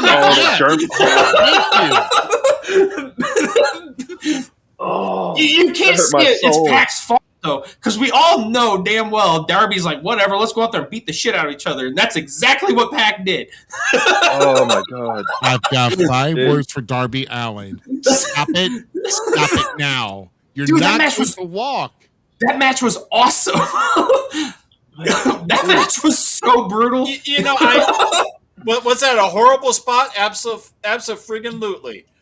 But you know, the one that called it was Darby Allin. It doesn't matter. It was amazing, and my giggles were like, "Do it again." So what the? No. Hold on. No. Wait. Hold on. What the fuck? You can't pepper card me because of that. No, I'm pepper carding myself. I just dropped the F-bomb. That just like that dude just threw it. Like, that's one of my favorites, dude. I'm sorry. One of my favorite wrestlers. That stuff right. That stuff right there is why Mick Foley can't walk well at all. Oh, you know, that's Darby's. That's future Darby problems. Right now, we are enjoying Darby Allin. But the thing is, we had this discussion before. The way they're doing this stuff with AEW, you're going to have a brand new news reports on somebody following something in wrestling and everything and getting hurt themselves because they did it themselves. TikTok. I'm not saying you're wrong. Yeah, I pointed the right way that time too. Yeah, exactly, 100%. TikTok. Yeah. You don't need to go that far with it. Because you see, like, somebody does a TikTok video, then the next thing you know, on the next day on the website, somebody killed themselves on a TikTok video. Yeah, I got you. I'm not saying wrong. See, he does it too often. Like, you know how some, like, they say make it special. Like, that's something you do like a pay-per-view or some shit like that. Not you take a stupid ass bump every week. Once every 5 friggin' years or something like that. Yeah. No. I wouldn't say do it the first time. I'm not saying that. Alan knows how long I've worked with Beast and everything, and even Beast knew when to say no, absolutely not. I'm not saying. And I can't stop him. It's out of my control. So I'm gonna watch the car crash. I'm sorry. Like that's the human in me. It's still the wrong mindset. It's still the wrong mindset, dude. Though, to want to say, let's see it again. I'm not gonna lie. I used to go to the races just to watch the crash, beer and crashes. What else? There's one thing like to keep having like text and chop somebody over and over again. That's one thing.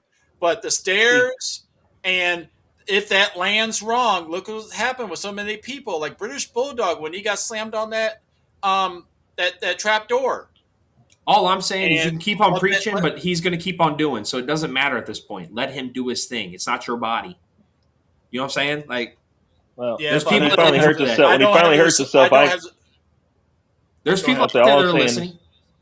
All I'm saying is when he finally hurts himself and he can't walk no more, I'm not going to feel sorry for his ass. I don't either. He already climbed Mount Everest. He's done things that I will never do. But I don't let him do it, yes, but I don't have to support it. That's the thing. Because I know what that could lead to. Not just with him and the business in general, but fans, monkey see, monkey do type shit. Well, no one's going to wrestle. Like, I don't give a crap how many WWE don't try this at home videos that you watched as a child. I still suplexed my buddy on the grass in the front yard. Like, it still happened, no matter what. Like, no. Me and Izzy, we worked out match, like training and everything like that. When we didn't have a show every week or whatever, we worked out stuff in the front yard and everything. Because we had perfect square and everything. Is your domes that he put out a fire? Is what I'm saying bouncing off the glistening of your forehead? Because exactly, I wasn't. I was just a nerd that watched wrestling that suplexed my buddy, or what I thought was a suplex. Or in the front yard for just because we could. No matter what you do, no matter what we say to people, no matter how you want to get it across, people are going to do what they want to do. And it's our job to either be judgmental pricks about it and be like this, and that, or be like, okay, dude, you do it. I'm still just watching the car crash. And that's what Darby Allin does for me. Oh, I'm going to still watch, but I'm going to watch, but I'm still going to call you a dumbass. That's all it needs to be. He's a dumbass. And if you're... Look, real quick, Ruby and Z, remember that one time when I told you they made that movie Nope? Right. We were talking about that? Yeah. And you know who's on the cover of that, right? I can't say it, but you know the dude that's on the cover, right? Yes. Yeah. One of those. Nope. But it's the same thing as it's the same thing of watching the Daredevil dude, Evil Knievel.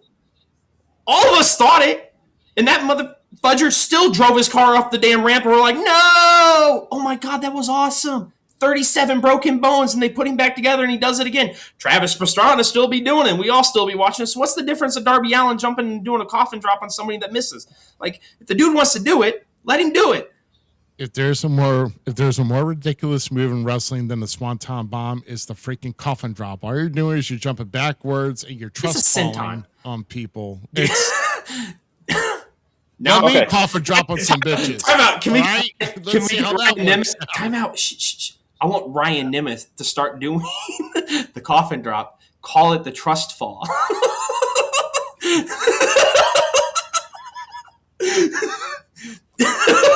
On the SmackDown. She likes me. Moving on. Come on, that'd be hilarious. Don't even try to say that's not. Or stage dive or something. Do something. Okay, you know what? That actually does make a better name. Dude, you get a rock and roll Ruby. One time, Battle Royale, you go to the top rope, stage dive in the rock and roll gear. I'm sorry. Keeping me came out, bro. And it lives again. It's right there. I did not mean to. The brain kept going. The mouth just kept rolling, and I'm sorry. Were you saying everybody wants a big gallon of fruit punch dropping on him? Is that it? Oh, yeah. No. Hold on. I want to see it. I want to be in the crowd when he does it, because when he jumps, I'm going to yell, hey, Kool-Aid! Dude, I will be I would stand in the ring and try to catch you, Ruby. I would. You're on Well, your it's own. not worth going to the Me hospital. and Austin are like, nope, not happening. Nope. Anyway. Oh my God, no. I like his other comment. No, I'm crying. over That'd be here. like when the Miz moved out of the way for R-Truth when he jumped over the rope. Yeah. That was funny. Okay, back to SmackDown. Totally. Go ahead, Ruby. You go first. I was gonna say, I guess highlights for SmackDown. I mean, it's like Oh, where'd it go? More setups for Saturday night's main event. What do you mean? Where did I go? I'm right here. No, it didn't pop back up like it usually does. Oh, you're talking about my banner. There we go. Thank you. I got you, bro. Okay. I'm going to take. Well, I kind of mentioned it in the chat, but I'm going to steal this one because I brought it up. But we all know of those supposed customs traveling problems that a certain TNA star had that couldn't make the AMC debut and Genesis. So, match that stole the show was Carmelo Hayes' open challenge that was answered by the TNA X Division champion Leon Slater. That match was. And I told you guys last week or the week before when we were making our predictions, Leon Slater is set to have a fire year, bro. Oh, yeah. I'm telling you right now. And if he is going to at least get snatched up by NXT before the end of this year. Easy. Wait a minute. Time out, dude. We are seeing TNA now on SmackDown TV. Yes. Okay? I think Leon Slater is not even going to NXT. I think it's going to be like a battle between all three brands, and not all this for some. A grade? Oh, dude, yeah, 100%. Why would you not put him on a main roster already? Like, yes, he will do fine in NXT if he went to NXT, but that man doesn't need to go to NXT. That man's ready now. Like, I could see him bouncing around, doing crazy stuff in the Rumbles, all the kind of stuff. Like, that's why I'm so hot on the fact that, like, he needs to hold the TNA X Division to SummerSlam. Oh, shit. GQ, you're right. AJ beats Leon at Slammiversary, then goes on to, like, when is Slammiversary? Now. In June. Okay, June. So then later on would be SummerSlam, right? Yeah. Mm-hmm. So then SummerSlam, he retires with Gunther getting the X Division title from him. Because X Division title is about no weight limits. And it'd be a great thing for, like, and they said, Moose and them said, shut up. Moose and them said that potentially there's more WWE guys about to jump ship not jump ship, but be seen on TNA television. But my question is for you. Okay, armchair booking here. Hold on. 100%. My question is for you. How would you get the TNA title off of him without elevating somebody else over there and ruining your champion at the same time? I mean, we get there when we get there. They don't have anyone, but if they help each other out and they build each other up, there's no reason they can't build up somebody like Kazarian or somebody like that to do something like that. But also in a branding aspect. Go ahead. Also in a branding aspect, they probably want to carry that TNA that X Division title on and have him still appear on WWE television to get the word of TNA out there still to help build up TNA's brand. So he may not be dropping that for some time. There's a world of wrestling that people don't understand with the titles being moved around like they were on WWE with TNA. When Joe Hendry showed up to WrestleMania, the TNA clicks went like stupid through the roof. Oh, yeah. Yeah. So you had a whole new fan base learning about it. If AJ Styles did that and they go back to, like, because we all said it, Gunther and AJ are not done. They can do one more thing where Gunther beats AJ or something happens, right? Where Saturday night's main event. Gunther wins again. against AJ. And then Gunther's like, I'm not fighting you again. You don't have nothing I want, right? But then as AJ's career is now winding down, because we're in the end game, he beat Leon Slater. Leon Slater does his thing, right? AJ then goes to comes to Raw. Gunther's like, hey, now you have something I want. Not only is your career on the line, but I want that title. And we build to that. And that's the end, because Gunther's the final boss. Well, actually, he's just the ring general, but he's a real final boss. The other one disappeared. Yeah, really. So no, I'm for this, and this once again, sidearm booking. Nothing means anything, but you're right that it couldn't be that AJ Styles leaves in TNA. It has to be this way, doing something cool, and then we build up whoever it is to take the NXT title that's from TNA, which isn't going to be a hard thing once they start really. I mean, there's already people like Santana. I'm ready for him to be in WWE, but I wanted to see him still do stuff in TNA. You know what I'm saying? Because they still need him down there. I'm ready for guys to shift around, do things, and we see things that we've never seen before. You're telling me WWE's working with companies? Holy shit, dude. I feel like a kid in a candy store. And then at the same time, there's another company over here that's doing other things with other companies that's just wild and crazy, and I get to watch this candy box too? Bro, dude, I'm at Barrels and Bins again. Let's go. That was a candy store, by the way. I don't know if you guys had one. But that's my takeaway from SmackDown this past week. Let's see. Austin, did you have anything? The Cody and Jacob Fatu, let's say startup, like Cody calling out Jacob Fatu, basically saying, you cost me the title, now I want your ass. You can bring your gas-powered car down here, and I'm going to beat the brakes right off your ass. Yeah. Yeah, that was great. Great promo. And then Jacob coming out later on, calling him out, and then they have, the normal back and forth fighting in corner to corner. So, yeah, that's my takeaway. Probably my favorite thing. And then the main event was Sammy and Dragunov. That was... They beat the hell out of each other. Sammy just popped the shit out of me, bro. That's one of my takeaways. I'm surprised nobody. I thought it was a good build up for everything with Jordan Grace getting pushed up more in her match and everything. Good call. Not with Chelsea Green. Hey, you watch your mouth. Yeah, don't be disrespecting Chelsea Green here. That's how she's announced. I'm just saying. Just don't. You sound like some low, annoying ass alarm clock that nobody wants to hear. We don't hear it anymore because she left. She doesn't. Samantha's not with us anymore in WWE. Oh, that's fine. We don't do that. We don't do that. Hey, look, she's still fine. Shut up. Oh, where'd you go?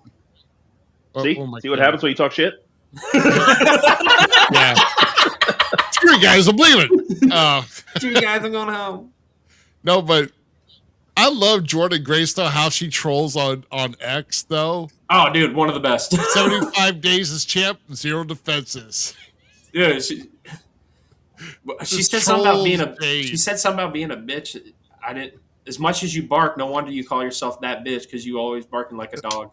Is what she said on Twitter too, on X. Yeah, she's hardcore, dude. That's why I said it with Finn.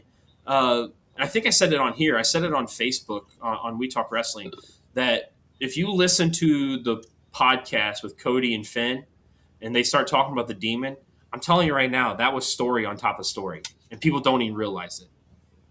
Like that was 100% story on top of story. Like they told a story about something and nobody caught it. Yeah. And it was about the character, how he felt it was supposed to be. All that kind of stuff, what WWE made it into. And we've been seeing hints for about 9 months now of the demon between the puppet, between merchandise, all kinds of stuff hidden in the backgrounds. WWE is on another level when it comes to telling a story, and people do not realize it. Sorry. Was the last time he had a title shot was when he faced Seth and he broke his whatever? No, he said title shots after that. Collarbone? Was his collarbone? Yeah, his collarbone. He's had title shots after that. He's had 3 title shots, but none of them. That's the only one that comes to mind. Yeah. I don't know. I think another thing here. I think let's just kind of. I think the guy who had the biggest takeaway was Trick Williams. Uh, Trick, which he's qualified.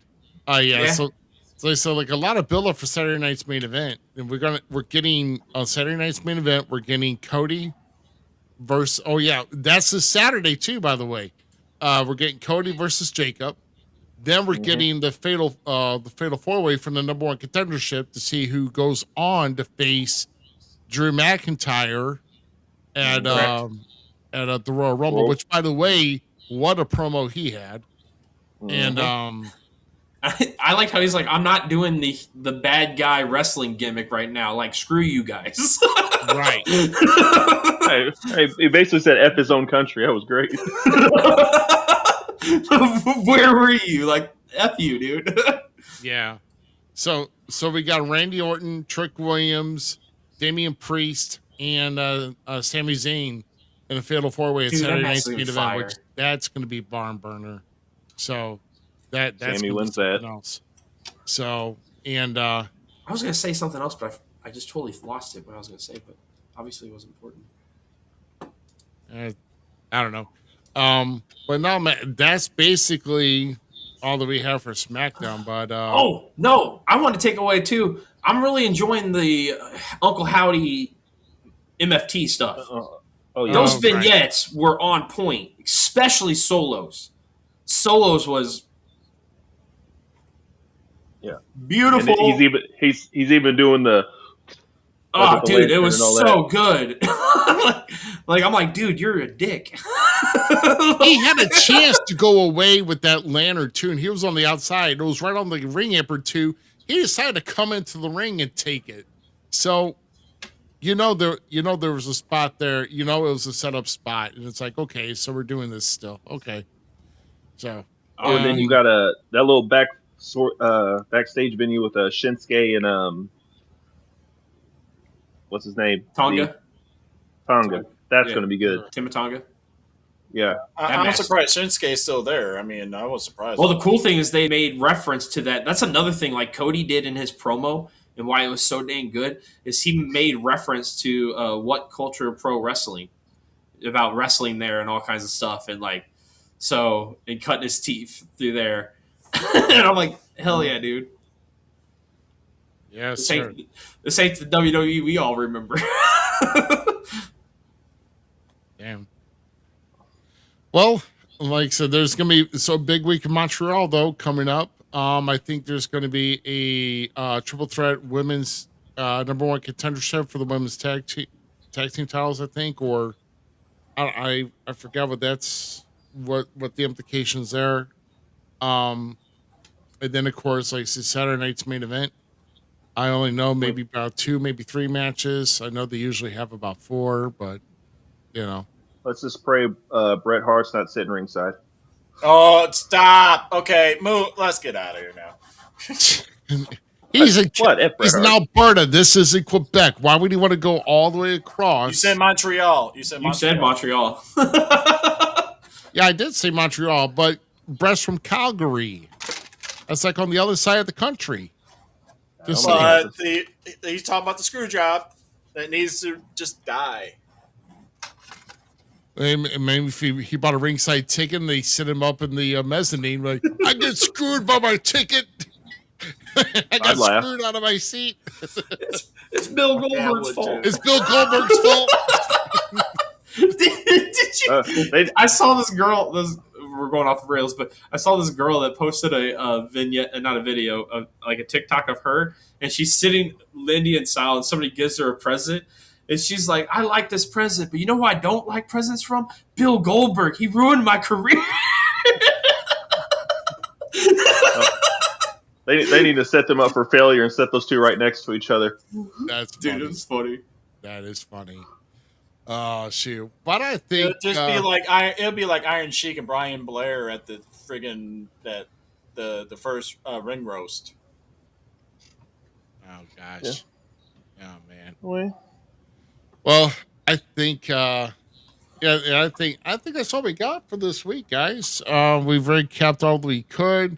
And once again, I'm going to thank once again a very special thank you to Ricky Reyes for our featured guest interview this evening. And of course, he's going to be down at Hybrid Wrestling, doing down in San Antonio.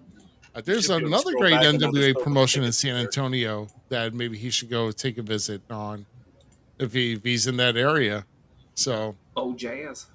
yeah, And just if say you hi are in to that area, Roddy hold on. Jazz. So Yeah. Hey, Ruby, you should be able to scroll back up a little bit in the chat and bring up the ticket again for the people that want to go check that out if they're down there. oh, if they want to, let's see. Oh, let's see. Oh yeah, that Yep, is that one. that's that one. And then if we go here, we take off that and we put that up there. So there we go.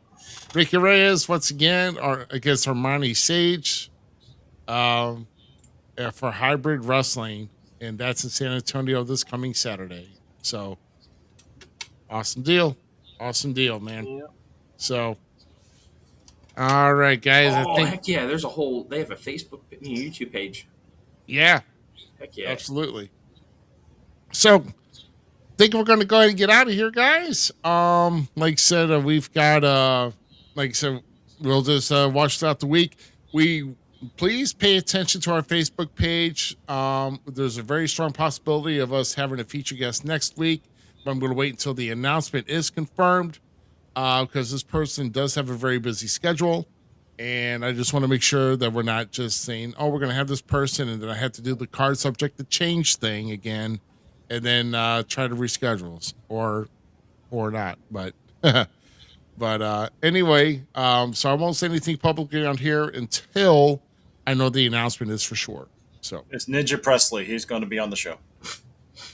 yeah. I'll bait him with a peanut butter, bacon, and banana sandwich. So anyway, I'm out of here, guys. We thank you very much for joining us. Oh, I removed my thing. Can you hear that now?